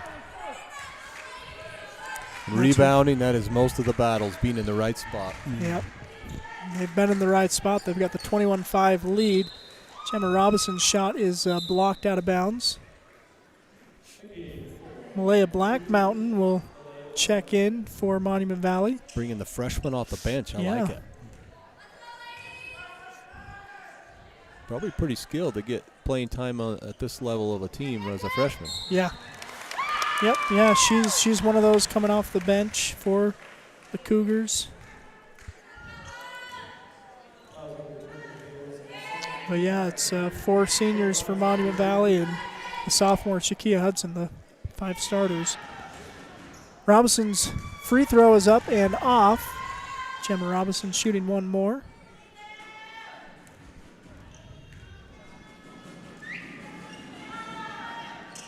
Second free throw also off. Shakia Hudson with the board. And ball's almost stolen. Is going to be an effective steal for Braley Freestone. The ball goes out of bounds. Let's see if Monticello can get a couple of buckets here for the quarter and maybe get back in this game. Sanchez. Pass is blocked out of bounds by Wilson.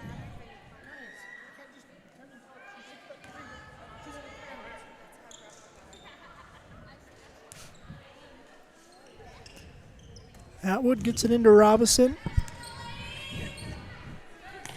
Now into Atwood. Atwood with there we go. Floater will go. Turnaround jumper good for Kenley Atwood. Atwood playing tough defense on Hudson, loses her footing. Hudson finds Black Mountain. Wow. Who gets the basket and the foul. Malaya Black Mountain coming off the bench. Nice little spin move using the left hand. And that's one thing I noticed last year is these Monument Valley girls, they know how to go right and left. And you don't see that a lot in boys or girls basketball at the high school level, kids that can do that. But these girls can do that, either hand. And that gives you such an advantage for inside play. The free throw is up and off. And McKenna Peterson with the rebound. Monticello trying to push in transition, but the Cougars knock it out of bounds. So Monticello ball.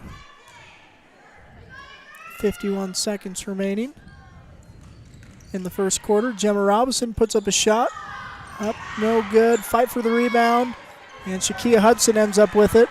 Now running up ahead is Black Mountain. She'll lay it up and in. Oh. She gets that bucket to drop. So 4 for Black Mountain off the bench. Atwood drives, finds Braley Freestone. And Black Mountain got hurt under the basket. They had to play the game on, but one of the players on Monument Valley left her position on defense, not caring if Monticello made the basket or not, and ran down to the end of the court to help her teammate. That was impressive. Yeah. I hope she is okay. Well, and that is not surprising of the sisterhood of this team. You know, something at the state tournament we saw was really impressive. These Monument Valley girls have a lot of class. They, Panguitch was one of their opponents at the tournament, and earlier that day, a Panguitch girl succumbed to a cancer battle, and obviously a very emotional day for Panguitch and Monument Valley. Went out there and joined them in the opening lineup, arms linked, and anyways, just well, that was more impressive than the score right there. Leaving the court, going to help your teammate, giving a clear 5-on-3 disadvantage. That's impressive. Shamiqua Hudson with the ball. Now a three-point shot is up and off. She'll put it back up. Precious Bedoni will clean it up for the Cougars. 27-7, 10 seconds to go in the first quarter. Atwood over to Robison. Robison into the corner to Marin Freestone. And Kenley Atwood will put up a long three, but not before the quarter ends. A 20-point lead for the Cougars through one quarter of play. We'll take a quick break, hear from some sponsors, and be back here on Red Rock 92 and StreamUtah.live. Diamond Propane in Blanding, Utah is the only locally owned and operated propane dealer in San Juan County. Call Dennis today at 435-558-5635 to fill your tank while prices are low. Diamond Propane provides bulk or residential propane and sells or leases tanks. That number again is 435-558-5635. Diamond Propane is a proud sponsor of local high school sports. All right, and we welcome you back to StreamUtah.live and Red Rock 92's presentation of high school hoops through one quarter, a 20-point lead for the Monument Valley Cougars. Your thoughts, Vernon? Yeah, well, it wasn't loud, it wasn't flashy, it was steady, fundamental basketball. They're not going to turn the ball over. They're going to run their plays. They're going to go right. They're going to go left. They're going to rebound. They're going to box out. All the fundamentals you want to teach kids. That's what these girls are displaying. It's not who's going to shoot the longest shot or they're not in it for themselves. So impressive. It doesn't even feel like a 20-point lead. It feels effortless. Yep. Well, Monticello with the ball out of the timeout to end the quarter. Atwood gets it inside, gets a shot up at the basket, no good. Now Shakia Hudson looking to lead Shamiqua. Now Nevaeh Wilson gets it, drops it off to Hudson. Offensive putback, no good, and Peterson with the rebound. Whitehorse made 100 points on Monticello. I don't think Monument Valley's out to beat that record, but they're on pace to be right there. Here's Begay with it. Drops it off to Hudson, Shamiqua Hudson that is. Whips it in to Nevaeh Wilson. And the shot is up and good for Nevaeh.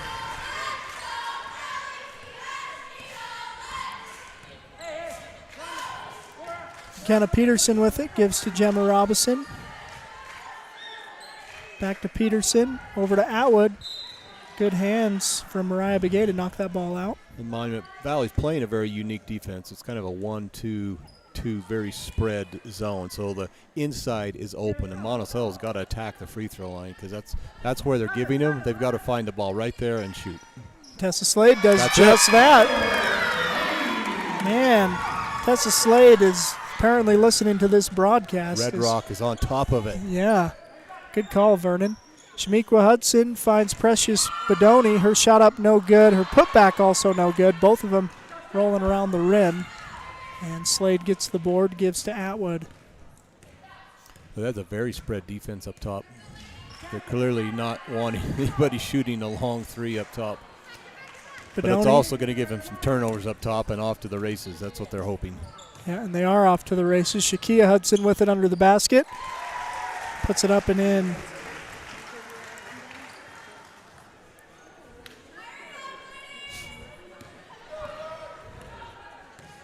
(31-9) is the count.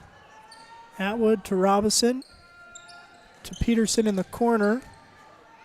Now over to Robison. She'll put up the long three. Shot is up, no good. Tessa Slade with the offensive board.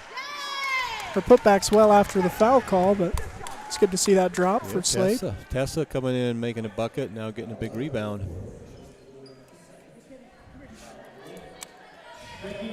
So that foul goes against Precious Bedoni. Her second. Peterson gets it into Robinson. Her shot swatted by Bedoni. Now Begay down to Bedoni. Layup no good. Shamiqua Hudson there to put it back up and in. Bedoni running the court. Didn't quite get the layup, but I love when the bigs go coast to coast like that. Yep, she got the block and then leading the way down the court.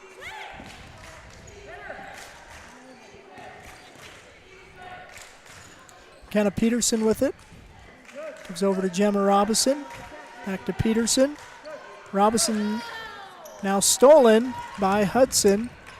And Monument Valley running down the court. Shamiqua Hudson drops it off, and shot is up and in for Mariah Begay. A lot of kids will go down and take that ball right down the corner. She reversed pivot, went right to the middle of the key, and found the wing. So beautiful offense by Hudson right there. On the other end, a jump ball is going to give possession to Monument Valley. And Malaya Black Mountain is back into the game. Glad to see that again. And then she's fouled right away. So, yeah, I'm not sure how she got hurt. If it was I think it was she. Something in the gut, maybe. Yeah, she laid the ball up and in, and then Monticello player trying to catch back up on defense hit her, and but yeah, she's back out there, and good to see as Slade gets the rebound and will give to Peterson. Gemma Robinson to McKenna Peterson. Now kicks to Frankham. Over to Robinson. And ball's going to get swatted out of bounds by Precious Bedoni.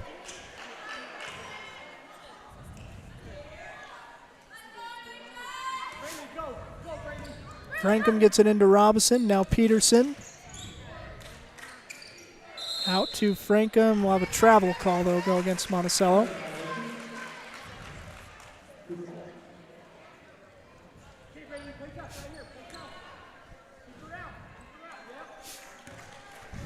Shamiqua Hudson will bring the ball up. Gives it to the corner. Black Mountain puts up a three. And that shot is good. It doesn't look like to me they're going to be missing a beat next year. Black Mountain's going to come right in and take Hudson's minutes, and they'll be just fine. Yeah. Robinson on the other end. Shot is up and good for Gemma Robinson. Gemma with her first bucket, I believe. Great to see. Precious Bedoni will lay it up and in. 40 points for the Cougars halfway through this second quarter. Robinson to Slade. Slade will put up a shot. And that's good. Why not? Hey, she's feeling a heat check, and she's still hot. Yeah, that's a great look. Now a steal for Monticello. Peterson looking to run the break. And Monument Valley, good defensive recovery. Kenna Peterson gets a shot at the rim. No good. Gemma Robinson with an offensive board. Now Shakia Hudson with it. Over her head. And circus shot. Now long two is up and off for the Cougars. Monticello can't decide who's going to take it. McKenna Peterson will, and she'll draw the foul. So a little bit of wild back and forth there, Vernon. That's all right. But some of these bench players from Monticello, younger girls, are coming in and giving some good minutes for Monticello right here. McKenna Peterson bringing the ball up the court. It's over to Robinson. Now to Kenley Atwood back into the game. Atwood drives, and foul's going to be called. Calissa Tom.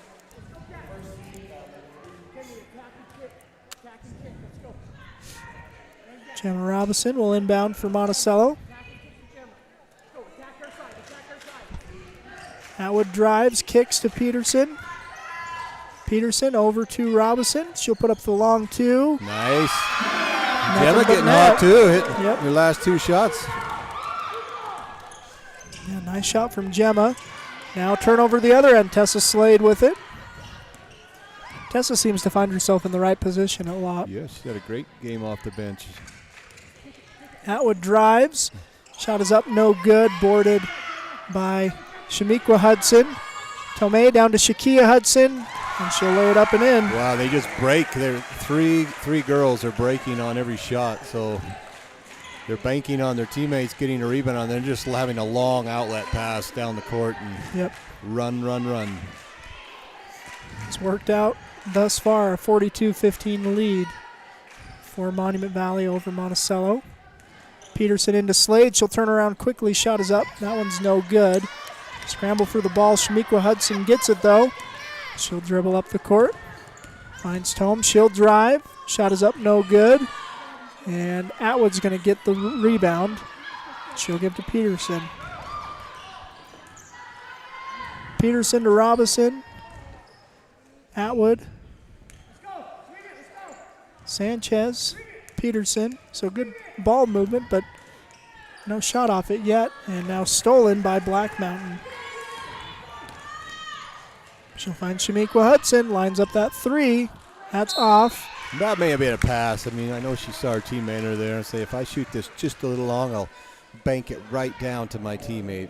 Not just her teammate, her sister, too. Ooh. So, you know, she likes to get her sister going. Shakia Hudson having a great first half. She got 13 points in this first half. Shot is up and off. Black Mountain with the offensive board. Put back no good. Now Peterson with it coming the other way. Peterson finds Atwood. She'll stop. Shot is up. No good. And ball is loose. Now Shakia Hudson. All kinds of time. She'll lay it up and in.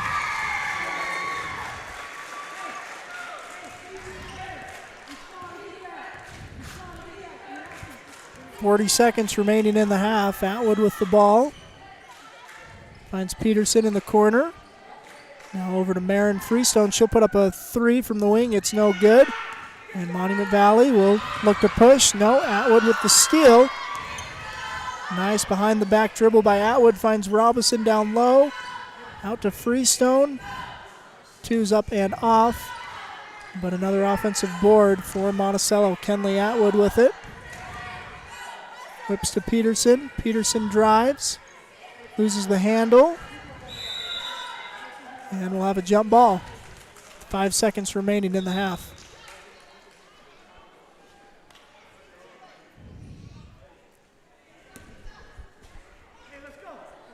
That's possession 2, Monticello. Had a conversation there first.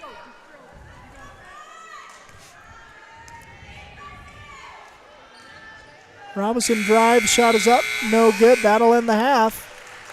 44-15 lead, Monument Valley over Monticello. I think Monticello came back with some good energy. Some girls off the bench, Slade and Peterson and Freestone off the bench gave some good minutes. It looks like they're starting to figure out this, but they're not getting back on the transition defense. There's just way too many easy layups for Monument Valley off the rebound. I mean, 2-3 girls are beating the whole team back down for layups. So Monticello's got to take away the easy stuff, number one. You just can't give up 3-on-0 fast breaks. That's got to stop, number one. And but it's a tough team, and that's what they do. And hang your hat to give a nod to Monument Valley girls. They are impressive. Yes, they are. And they're not even going into halftime. Nope, they're just on the court. Coach just taking the night off or what? I don't need to talk to him. It looks like to me some of these girls putting up shots are maybe underclassmen, so maybe they're getting warm up for the second half. Maybe I don't know. I've never seen a team not even going in. So. Yep. Well, that's again a 44-15 lead here at halftime. We'll take a break here from some sponsors and be back here on Red Rock 92 and StreamUtah.live. Here at Utah Navajo Health System, our mission statement is we exist to improve your quality of life through comprehensive, self-empowered, culturally sensitive, and amazing customer service. Empire Electric is excited to sponsor the student athletes of Monticello High School. We know sports help build athletes' character, and that carries over to the classroom. Empire Electric believes education opens opportunities, and we offer financial assistance to co-op members for higher education and vocational training. We also provide leadership growth opportunities for high school juniors through the Colorado Youth Tour and a leadership camp held in Steamboat Springs. Ask your counselor how to apply or check out eea.coop. Go Buckaroos! Utah State University Blanding lets you have it all. You can earn a highly regarded degree to work in a rewarding career, all without leaving the Four Corners. Plus, we have some of the lowest tuition in the state and multiple scholarships to help you pay for your education. Explore programs in health professions, social work, nursing, criminal justice, and so much more. Join us for events and learn more about our resources at blanding.usu.edu. Yat she haskanat lohonsla, but the buses chain, Todich in it as it chedo ki ani dasanala, while jet hodo nasa. Larry Holiday Ohunska. My name is Larry Holiday. I am the liaison for Monument Valley High School. The Navajo culture, influence in stories and tradition, it is a culture that respects its elderlies, families and tradition. Connection and communication are vital to help family and students understanding the importance of a love of learning and education, celebrating and embracing their family culture, remaining physically active and fit, spending more time with their family, and maintaining a happy and healthy brain.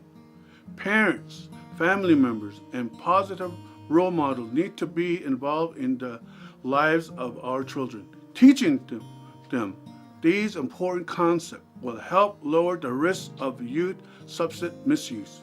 Working together as a San Juan County community, do this. Hi, my name is Sean Ivans. I'm a rancher, husband, and father. Family bonding and spending time together is really important to me. Research shows that teens who regularly eat as a family 5 to 7 times per week are 33% less likely to use alcohol and 50% less likely to commit suicide. Bonding is essential in preventing underage drinking and substance misuse. Children are less likely to drink when their parents are involved in their lives and when children and parents feel close to each other. Take time daily to talk with your kids about their interests and activities and maintain at least a 4-to-1 ratio of positive comments to negative ones. I love calling San Juan County home. It is vital that we work together as families and communities to make this a safe and healthy place for our youth to live. Together, let's do this. Hello, my name is Sam Arongwa. I am a professor at Utah State University here in Blanding campus. I am passionate about prevention. It is vital that we teach and help children and their families by teaching the importance of healthy brains, family time, school time, active time, and family culture. We are helping to protect against and lowering the risk of youth substance misuse and suicide. It takes a community to raise a child. Prevention is about building relationships. We can work together to strengthen one another and help keep San Juan County an amazing place to educate and raise strong families. I know that we can do this. Let's do this. Hi everyone, I'm Lieutenant John Young with the San Juan County Sheriff's Office. Our job is to protect and serve those who live in this great county we call home. Youth are a very important part of our communities. It is normal for children to become more independent and mature as they get older, but parental involvement drops by half between the 6th and 12th grade when our kids need us the most. To help stay involved and connected with your children, just ask the 5 W's. Where are you going? What are you doing? Who will you be with? When will you be home? And will there be drugs or alcohol? It's not being nosy, it's being a good parent. So come on, San Juan County, let's do this. All right, we welcome you back. We are at halftime of the girls' game, Monument Valley leading 44-15. But in the earlier game, we had Monticello defeating Monument Valley in the boys' game 57-27. Joining us now, senior for the Monticello Buckaroos, Curtis Bunker. Curtis, tell us, how'd you guys get the win tonight? We had a good game. We went into it, we were focusing on the first 4 minutes. We wanted to go out quick and hard. And it was definitely a team win. It was for sure a team effort. Mason Atwood put up 31 points, and that was a big factor. And so just a hard, good team effort. Yeah, I've got you down. Our unofficial statistics, we had you down for 17. A lot of those I know coming in the second quarter. Tell us about that little run you went on. You got a bucket, you had the assist to Mason. Tell us what was going good for you there. Yeah, it was just momentum from the first couple buckets to leading to the next, one to the next. Yeah. Tell us about that play, that assist you had as you went into the cheerleaders. What was happening in that play? Oh, I fumbled the ball a little bit and didn't want it to go out of bounds, so I just threw it as hard as I could. Threw it and prayed, and it went right to Mason. Yeah, that was great. Well, Mason was hot tonight, so that's definitely a player you want to pass it to on a game like tonight. Tell us, again, this is your guys' second region win in a row. What's going right for your team after a tough start in non-region play? Just learning how to trust each other and play as a team, getting that chemistry down. Well, very good. Well, speaking of that chemistry, who's impressed you of your teammates? Obviously, Mason had a great game tonight. Who else played well tonight, you thought? I think we all did. Some of the players that didn't have a lot of points, J-Mac and Caden and Traken, those two juniors, they've stepped up. And just all of us, even when we don't get points, we play a big part in the game. Yeah, absolutely. Well, again, Mason's been coming on the past couple of games, but you've been the consistent scorer for Monticello. Tell us, what's gone into that mentality of, if your team needs a bucket, they're often thinking of you. How does that impact how you play the game? I just go hard and look for open people. If not, take it to the basket as hard as I can. Yeah, well, you've done that a lot. You've drawn a lot of contact. We've seen you get quite a few bumps and bruises. You feeling all right after this one? Yeah, this one felt good. Good deal. Well, always good to get a win. Curtis, thanks for taking the time. Anything else you want to mention before we let you run? I'm just super proud of the team and what we did tonight. Very good. Well, thanks for your effort, and thanks for your time tonight, Curtis. Thank you. All right. Again, that's Curtis Bunker, senior for the Monticello Buckaroos. We appreciate him taking time. I'm going to give the headset back to Vernon. Got to sanitize it real quick for you, Vernon. But Curtis isn't as sweaty after the game as Mason was, so I think we're all right. Bunkers are clean people. I'm sure they make him shower every day. Yeah. Well, good deal, Curtis. Appreciate him taking some time. Again, we're just about ready for the start of this second half. Monument Valley girls, again, the number one team in the 1A RPI, and showing why that is here through one half. But Monticello girls showing some growth here. We're ready for the second half. And a steal for the Buckaroos to open up the second half. Kenley Atwood will bring the ball up the court. Gives to Braylee Freestone. Now Gemma Robinson. Alvarado down low to Atwood. Turnaround shot is up and no good. Wilson with the rebound. And we've got some sweat or blood or tears, something over there. Something on the far end of the court. Looking for a towel. I got 2 socks. And we are towelless in Monticello. Yeah, I saw Coach Kai's headed to the bathroom.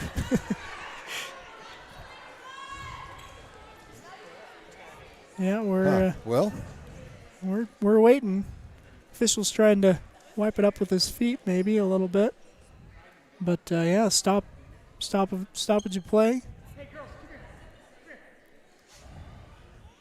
I don't know what to tell you. It's. Yeah, so we're just on this delay. I want to take a moment and thank some of our sponsors making these broadcasts possible. got a host of sponsors that are commercial sponsors, but we've got others that, again, make these broadcasts happen. Some kids' towel out of their locker they just grabbed. I don't know whose it is. Oh, and they got it cleaned up, I guess. So we'll call it a towel outage. There we go. Well, sponsors didn't get in that time. No, we'll get them later on, though. All right, Monument Valley with the ball. Wilson drops it off to Bedoni. Lays it up and in. And you want to see a good inside game, too, as you go to state. Because guard play, I think, is the biggest thing at state, but obviously secondary is you got to be able to play inside and bang. And Monument Valley looks like they've got that also with Precious Bedoni does a very nice job inside. Yep. Yeah, nice inside game. And now, Shakia Hudson gets the ball, gives to Mariah Begay, and she's going to get called for the double dribble there. And Nevaeh Wilson, too. I mean, that's two tall girls that when state comes around, they are going to have to play some tall, probably Panguitch girls, Rich girls, other girls around the state. And the guard play is obviously there for Monument Valley, but you get some tough girls, and they make it tough on rebounds and inside. So that's where they're going to have to step up at state. Shot is up and off. Offensive putback there for Kenley Atwood.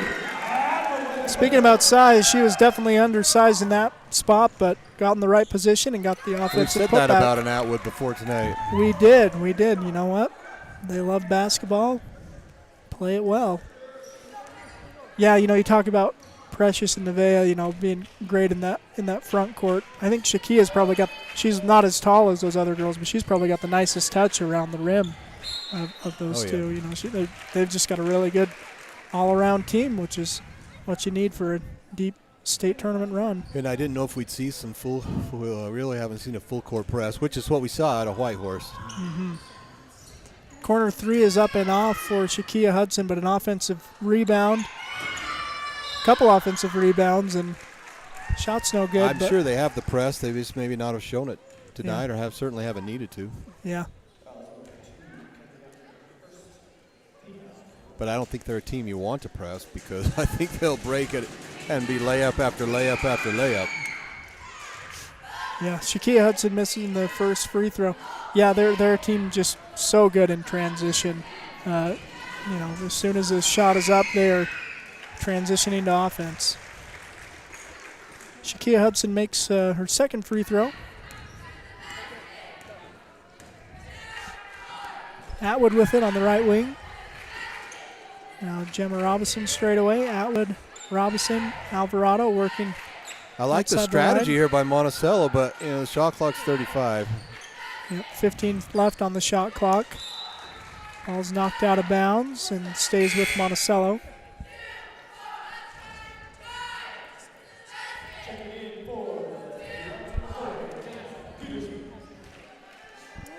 Robinson with it to Atwood.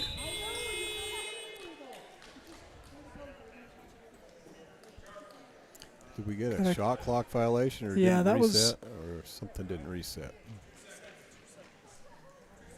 Okay, they're putting 2 seconds on the shot clock. I don't think shot clock reset. Monticello is just playing this little three-person pass the ball up top, and the shot clock went off. Yeah, I think there was, again, about 15 seconds left when that ball was knocked out of bounds. I don't know how much time they rolled off, but the officials put it at not a change of 2 possession, seconds. So it should stay where it was. Now we're back to 14. And now she thinks there was 2 seconds, but there was really 8 or 9. That was pretty much all messed up.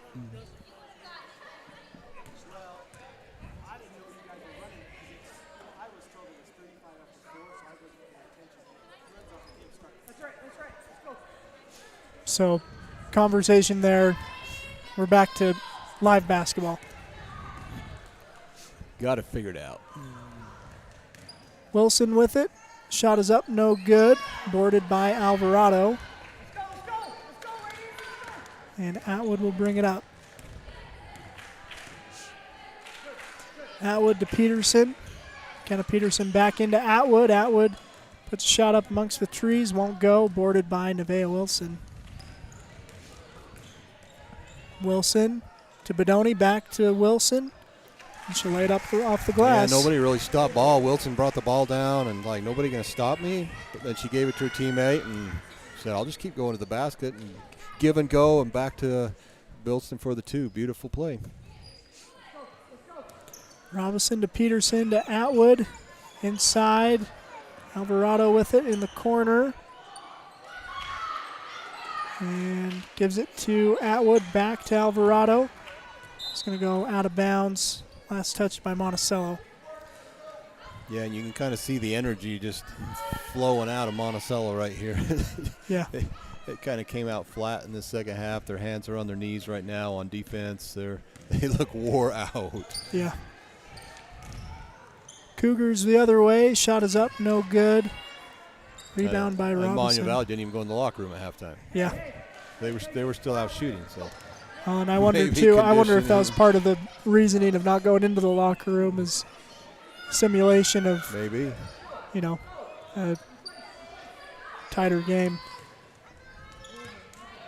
Cougars with the ball now. Wilson looking up ahead, finds Precious Bedoni, drops it off to Shamiqua Hudson.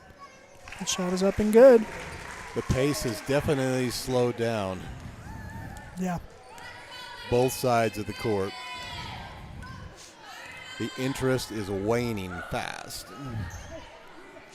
Into the corner to Freestone. She'll step inside the line. Shot is up, no good. Robinson with the offensive board. Her putback, no good. Now Shamiqua Hudson running the break. And she'll lay it up and in. Yeah, Monticello just still not getting back on defense. They're trying to stop the ball and crash the rebounds, but 5 people cannot crash the rebounds on Monument Valley because they're sending 3 back and another easy layup. Robinson into Alvarado at the free throw line. And Wilson saw that pass coming. She jumped the lane. And she'll give to Shamiqua Hudson. And they'll pass it back inside. It'll go out of bounds. That's one of the few turnovers by Monument Valley tonight. Hudson had a wide open 3-pointer, but I don't think she really wanted to take it, being as unselfish as she is. So she tried to pass it inside, forced the pass. Probably should have shot the ball. Yeah.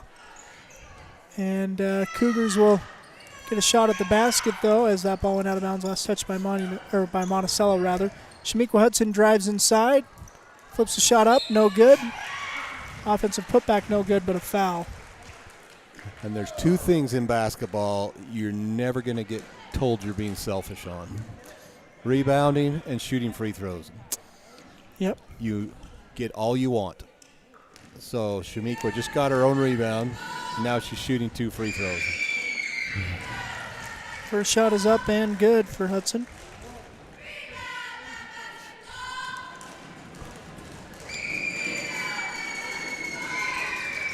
Second one is off, but an offensive rebound. Putback no good. Marin Freestone.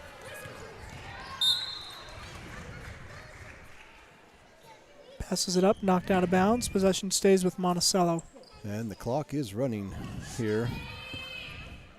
37-point lead. Atwood steps into a 3. That shot no good. Slade tries to save it out of bounds, unable to do so. When they played down at Whitehorse, it really didn't run the whole time, so that gave them an advantage to get to 100 points. Yeah. Tonight it's running, so this quarter and the next quarter is going to be over very quick. Shot at the rim is blocked by Atwood. And then Atwood secures the ball, gets it up ahead. Now Robinson. Wide open layup. Oh, unable to do it. And ball's going to go out of bounds. Possession to Monument Valley. The quarter could come to an end right here because the ball clock is still running. They're going to get 1 shot. There's Shamiqua Hudson with it with 10 on the quarter clock. Ball's out of bounds. Shamiqua's trying to get it in. She knows the clock's running. The ref took an extra bounce there. It cost him. The extra bounce from the ref on the inbounds cost him a shot. Well, they are not they're not needing more points. They're definitely wanting, again, with underclassmen now mostly on the court for Monument Valley. Yeah, this next quarter, 8 minutes is going to take probably 8.5 minutes. Yep. 54-17 is the count through 3 quarters of play. And Monument Valley looking to get another region win. Well, with this running clock, I think you might as well just go warm up the bus right now, because by the time it's warm, this game will be over and these girls will be sitting on it. Yep, yeah. It's going to be a quick fourth quarter. We might be able to catch a few after. I'm not sure. We'll have to see. Yeah, I spoke with, stick with us definitely here on StreamUtah.live. We're going to be speaking with Coach James after the game. Spoke with her before the game and said either she or her assistant coach, Kaylin Bedoni, will come up. So maybe we'll get Coach James, maybe a couple players.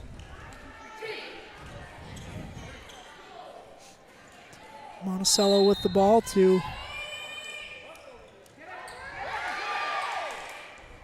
start the fourth quarter. Kenna Peterson with it. Gives to Gemma Robinson. Peterson. Robinson. Freestone, now pass stolen away by Mariah Begay. Begay tries to whip it down. She does find Blackwater. Her shot at the rim, no good. And then Peterson gets it. Kenna Peterson gives to Kenley Atwood.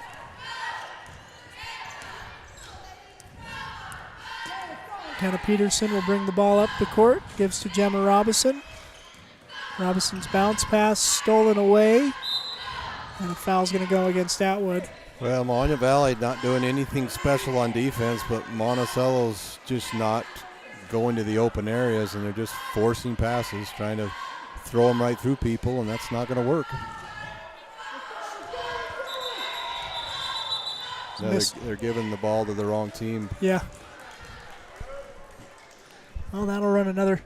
Monument Valley girls are a little too nice. They're like, well, okay, yeah, you can have the ball out of bounds, I guess. Well, they don't mind maybe practicing a little defense, I guess. Shamiqua Hudson fakes the shot, drives, loses the handle, goes out of bounds, possession to Monticello.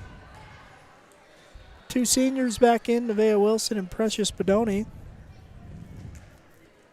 Give 2 other seniors a break, Mariah Begay and Shamiqua Hudson. So they're keeping some senior leadership on the court here in the fourth quarter. Atwood with it. Shot up, no good. Peterson's follow, also no good. Gets her own miss. And unable to get that one to go. Nevaeh Wilson will bring the ball up the court. Gives to Precious Bedoni. Bedoni to Tome. Alyssa Tome drives. And we'll have a jump ball. Yeah, and just kind of comparing and contrasting the boys' team and the girls' team. It's playing together. You're seeing the exact opposite here from the girls. They have very few bad shots. They're looking to pass, and the shots they're taking are good, solid, open, high percentage shots. Well, and those, similar for both of these winning teams tonight. We talked about, how Curtis and Mason were getting all the shots, and even at the end, it's like, well, we'd like to maybe see someone else put up a shot, but they were making the open play. And we saw the same thing here with Monument Valley with Nevaeh Wilson walked into an open 3, but she's conditioned. She's going to pass, yes. Get an open look. So again, unselfish basketball. An open long 2 is up and in for Shondine Blackwater. Yeah, Shondine gets on the board here with a nice wide open shot. Got to take that. Yep. Peterson to Braley Freestone. Slade puts up a 3. Shot up, no good. And Kenley Atwood and Precious Bedoni will get tied up. Shakia Hudson back into the game.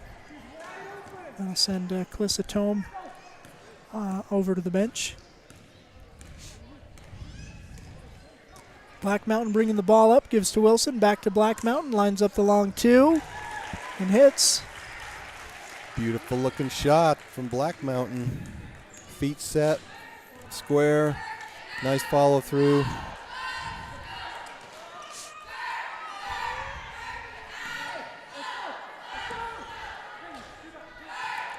Freestone to Slade in the corner. Now back out to Freestone, Braley. And it's going to go out of, no, stays inbounds. Atwood with it in the corner with 7 on the shot clock. Double teamed, gets it to Slade. Her shot up, no good, but she draws the foul. And Tessa Slade will get 3 free throws for that shot. They're going to stop the clock now, which they didn't last quarter. Well, I think just like in the White Horse girls game, the clock maybe stopped more than it should have. I think that's a little bit of home team advantage, maybe. Yeah. With nothing terrible with that, nothing wrong with that. Getting 3 free throws, 1 out of 2.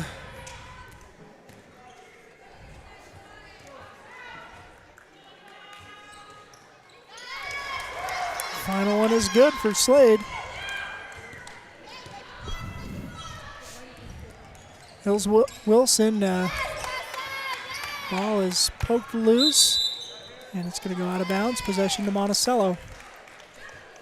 Yeah, the clock's running now. Maybe they're just stopping it on free throws, looks like. There's Peterson with it. Out to Robinson. Into Atwood.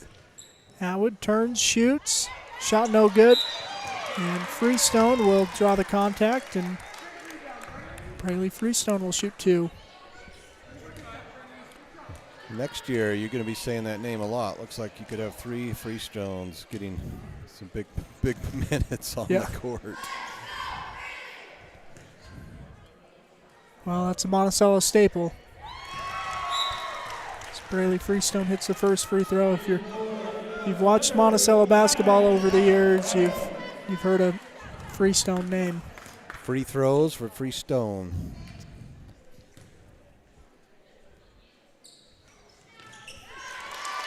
Another one's up and in for Freestone.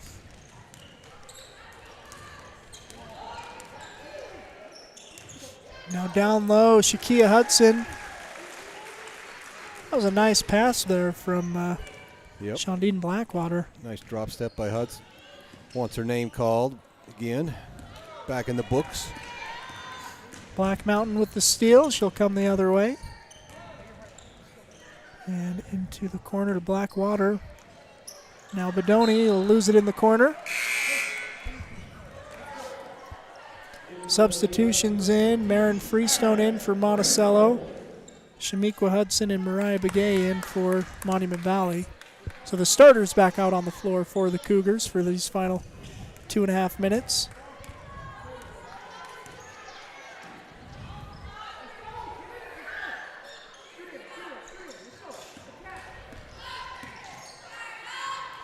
Robinson with it.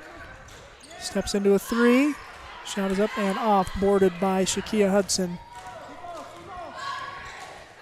Hudson to Mariah Begay. Her 3-point shot is no good. Atwood with the rebound.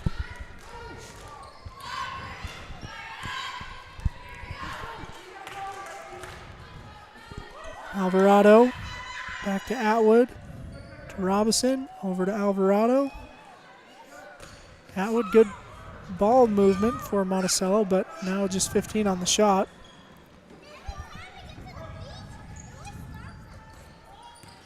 And now stolen by Shamiqua Hudson. Shamiqua will drive, pulls up. Shot is up, no good. Wilson will follow, though.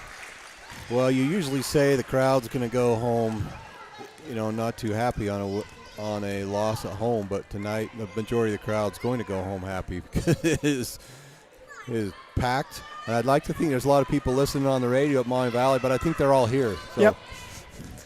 Yep, I don't think anybody's down there listening. Nope. Yeah, there's a ton of folks here cheering on the Cougars. A couple offensive putbacks for Monument Valley won't go. Still won't go, and then Monticello. They had 5 tries right there. We got a Monticello player down.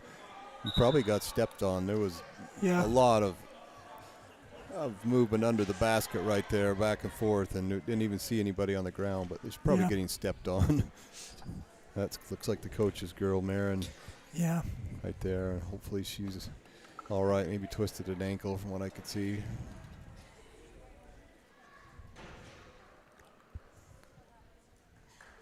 Stands her up and carry her off. Well, let's hope it's not a knee or something. Hopefully it's the lower leg, ankle. We'll see if she can walk off or not. Looks like she's bending the knee okay, and they're kind of touching the ankle. So hopefully it's a sprained ankle. Probably the most common injury in basketball. Not the funnest, but he's one you can certainly recover from. Yep. But painful for a few days. Kenna Peterson, Gemma Robinson, Alvarado, long two is up and in. Cara May for 2. Nice to call her name tonight. Shamika Hudson down into Precious Bedoni. Her shot up no good. And possession to Monticello. With 5 seconds left. Gemma Robinson puts up a half-court heave. That'll end the game. 60-23 is the final. Monument Valley getting the win in region play. Girls, Monticello girls dropping the game at home. And once again, maybe be speaking with some coaches and players here post-game, so stick with us, hear from some sponsors, and be back here on Red Rock 92 and streamutah.live. Life is a series of cherished moments, filled with milestones that define our journey, moments of love, joy, and shared experiences. Each moment contributes to our story. As each chapter unfolds, our experiences shape us, defining who we are. When it's time to celebrate a life, ensure your loved ones are remembered with the grace, dignity, and individuality they deserve. San Juan Mortuary, celebrating life, honoring memories, transcending tradition. Again, here on streamutah.live and Red Rock 92, we want to thank some of our sponsors. You'll get thanked one more time, but I want to give thanks to Primary Residential Mortgage, Four Corners Electric, Napa Motor Parts, Flights Gymnastics, Bradford Tire, Canyonlands Tire, Innovation Medical Group, Colleen Kays, Pick-a-Stitch Embroidery and Apparel, Southeast Utah 7-Eleven Stores, Furniture Gallery, Dependable Auto. Thank you for your sponsorship of these broadcasts. Again, here momentarily, I think we'll probably be able to be joined by Coach James and some players for the Monument Valley girls basketball team. We'll go ahead and hear from some more sponsors. Until that point, though, stick with us. It's Red Rock 92 and streamutah.live.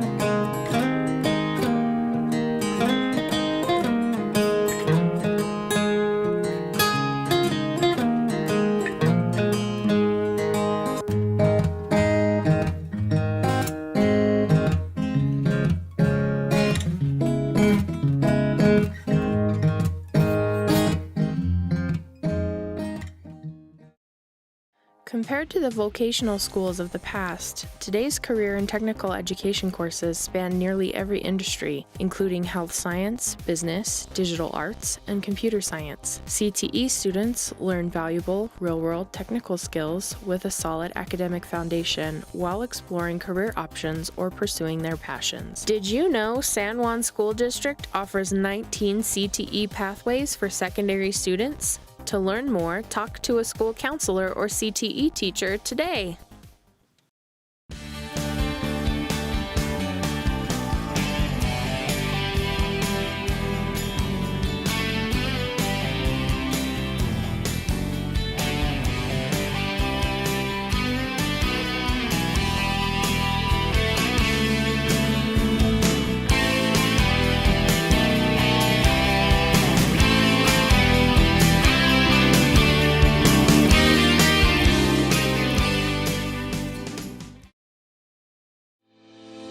Looking to buy, sell, or refinance your home or property? Ask for the professionals at Anderson Oliver Title Insurance Agency. Anderson Oliver Title has provided title insurance and real estate closing services in San Juan and Grand counties for 25 years. Anderson Oliver Title isn't just another out-of-town company. It's the only locally owned and operated title company in southeastern Utah. The owners and employees at Anderson Oliver Title are excited to support our communities and are proud to support high school athletics and activities.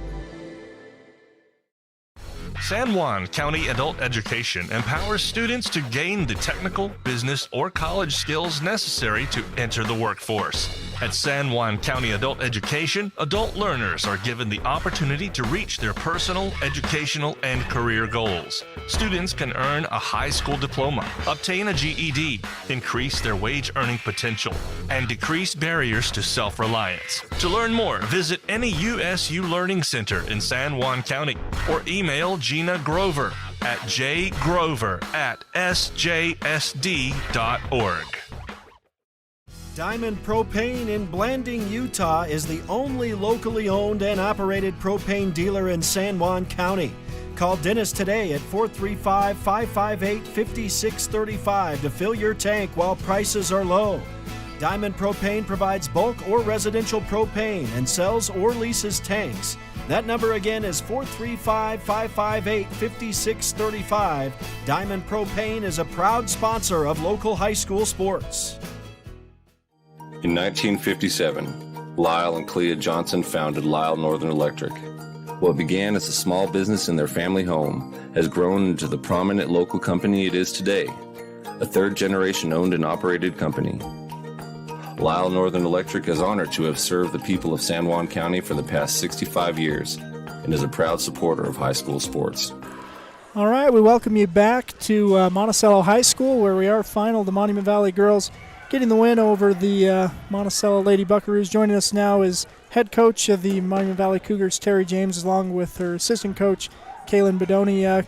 Coach, something we noticed is after that first time out, you just kind of left your girls on the floor. What was that? What was that decision? They kind of, they've been playing together long enough that they know what's expected. We talked before the game. Lately, I don't do half time, going in the locker rooms or anything.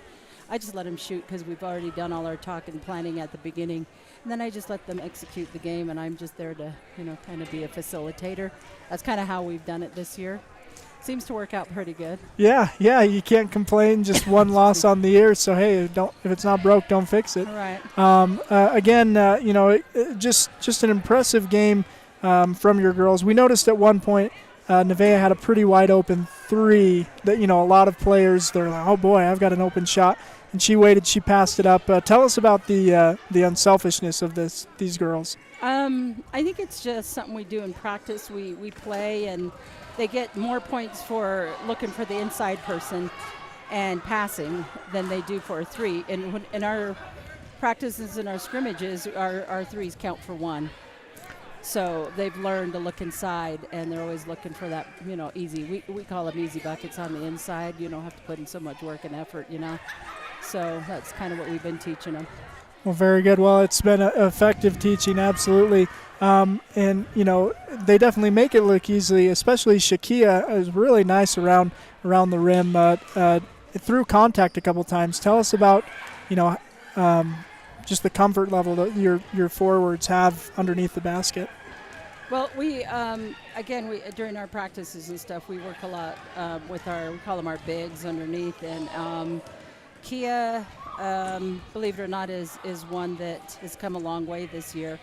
I think she got her first double-doubles tonight, and that's why I said she needs one more. And so she is getting more comfortable. She really like to play at the same time with her sister, because her sister really pushes her more. But seems like she's getting a little bit more comfortable with that. Before Christmas, she's just like, don't put me in when she's in, don't put me in when she's in, But they're getting this thing where, they're looking for each other, and she's they talk a lot more, and she's just learning to get the rebound and put it right back up. So yeah, get a little bit more comfortable. Absolutely. Well, yeah, again, it's a team that looks really comfortable, and just executing. Sometimes you see some teams like that, and it looks a little robotic. They're doing it and they're doing everything right, but there's not much joy in it. Talk about the joy these girls play with. They've been playing since junior high together, most of them, almost all of them except for one, I think. And they just like the game. They're always looking and having fun, and they'll laugh at each other, laugh together, and they just go out there and play. Yeah, just getting to have fun. Well, it's a lot of fun to watch them. We appreciate you taking some time. I want to give an opportunity maybe to speak with Kaylin for a few seconds, if that's all right. Oh, no, that's great. Yeah.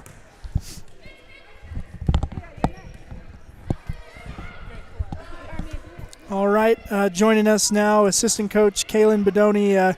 Coach, it's obvious that Coach James, kind of sets the tone for this team, or helps with the leadership. Talk about what she's brought to this program. She's been my coach, so I kind of help her on the sideline too. So what she doesn't see, I help her see what. And then sometimes we kind of talk it out, even during practice. We're like, okay, this one would work, and during the games, it actually does. But sometimes we have to adjust and see. Yeah. Yeah. You have an example? Do you have any adjustments tonight? I don't know. I guess you probably didn't need many. Led wire to wire. No, we noticed that the Monticello girls were shooting outside threes. I mean, they're pretty good. Then we had to adjust to a 3-2, and then when they go inside, because number 2, she's a pretty good shot inside too. So then we would have to adjust to 2-3, like quickly. So we go 3-2 to 2-3. Yeah. Well, it was impressive. Again, the girls look like they're executing really well. Tell us again what it's like being around this team, day in and day out at practice. Oh, it's fun. We just joke around. We kind of play each other. I think I sometimes play against these guys. I mean, that's the only way to get them better too. So we really try to encourage the girls to talk more and just move a lot more to cut to the basket. Well, very good. Well, it resulted in a win tonight, and it was impressive as well. Appreciate you taking some time tonight, Kaylin. Yeah, thank you. Thank you. All right, we'll be speaking with Shamiqua next. Shamiqua Hudson, and Vernon will be chatting with her. All right, Shamiqua, can you hear me? Yes. Well, I don't think $6 was enough to watch Monument Valley girls play basketball. They should raise it to like $26. You guys are impressive. How did you feel about your team's performance tonight?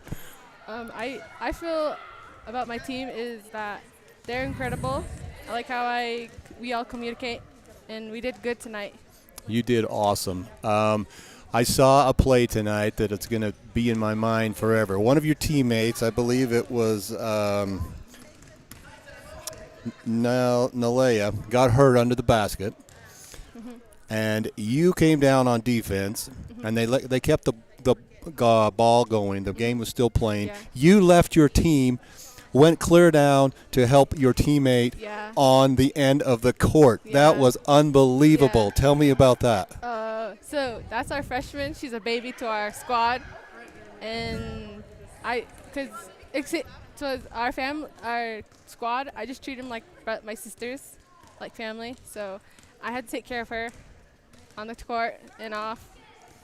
Wow. Well, you don't see that often. Most people will keep playing, and you're like, this girl's injury is way more important than 2 points right now. So, well, you're ranked number 1 in the state. Do you feel any pressure? Does your team feel any pressure, or how are you dealing with the pressure of being a top-ranked team?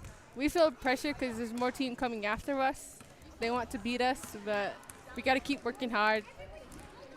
Yeah, you're awesome. So, what are practices like? Are you guys pretty intense? Do you have fun? Do you beat each other up? What are they like? They're fun practice, and there's hard practices because we have to run upstairs for 5 minutes for three. Yeah. You have to run up the stairs. Yeah, for 5 minutes. Well, I notice your coach doesn't talk to you a lot of timeouts or even at halftime. Does she just told you all you need to know before the game, and like you guys already know what you're doing? Yeah. She tells us before the game before. That's why she doesn't call timeouts. Wow. So you got to be a leader on the court. Yeah. Then. All right. Well, you did awesome. I've watched you play for a few years. How do you like the game of basketball? Just tell me how you like the game of basketball. I like how there's competition with teams, and I like how I could go forward on to basketball. And do you want to play at the next level? Do you want to try out somewhere? Yeah. Well, you got great court vision. You can go right and your left. I know how you're unselfish, but you can also put it in. Well, I'm hoping you guys do great and go to state and take the whole thing. But have fun as well. So anything else you want to say to your fans out there listening? Thank you, fans, for coming and support me and watching the whole team. All right. Thank you. We appreciate you. Thank you. Have a good night. All right, and our thanks again to Shamiqua Hudson. Vernon, great doubleheader tonight. Final thoughts before we close it out? Well, I'll be honest. I was about asleep to that second half because it was kind of lulled me to sleep and went fast. But that first half, and that play that Shamiqua did, talking about that team being a kind of a sisterhood and family, that she left her team on defense to help a player injured under the court. Like, that's going to etch in my mind, forever, epitomizing that stuff just doesn't happen. That shows there's a true team spirit here with these girls, and they know how to play basketball, and they're having a lot of fun, and they feel the pressure. She's like, yes, I feel the pressure of being number one, but we're ready for it. So wonderful to watch. Yes, it is. And it's been a joy bringing you this broadcast on Red Rock 92 and StreamUtah.live. Have some more matchups next week, so be sure to tune in. David Boyle and Vernon Hatch saying goodnight, and we'll see you tomorrow. We'll end this by thanking our sponsors one final time. Again, it's Red Rock 92 and StreamUtah.live. High School Hoops is a production of Red Rock 92 Sports and StreamUtah.live.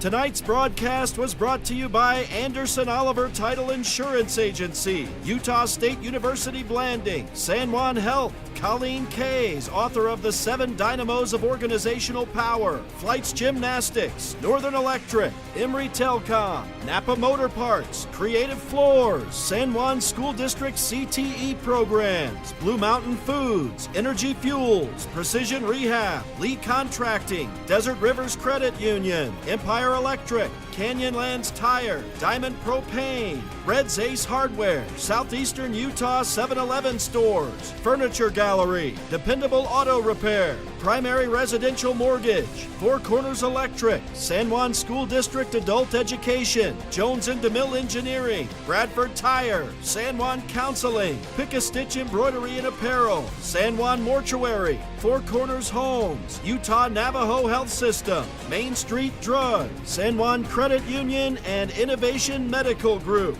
We're the home of live high school sports coverage in southeastern Utah, Classic Hits Radio, Red Rock 92, and StreamUtah.live.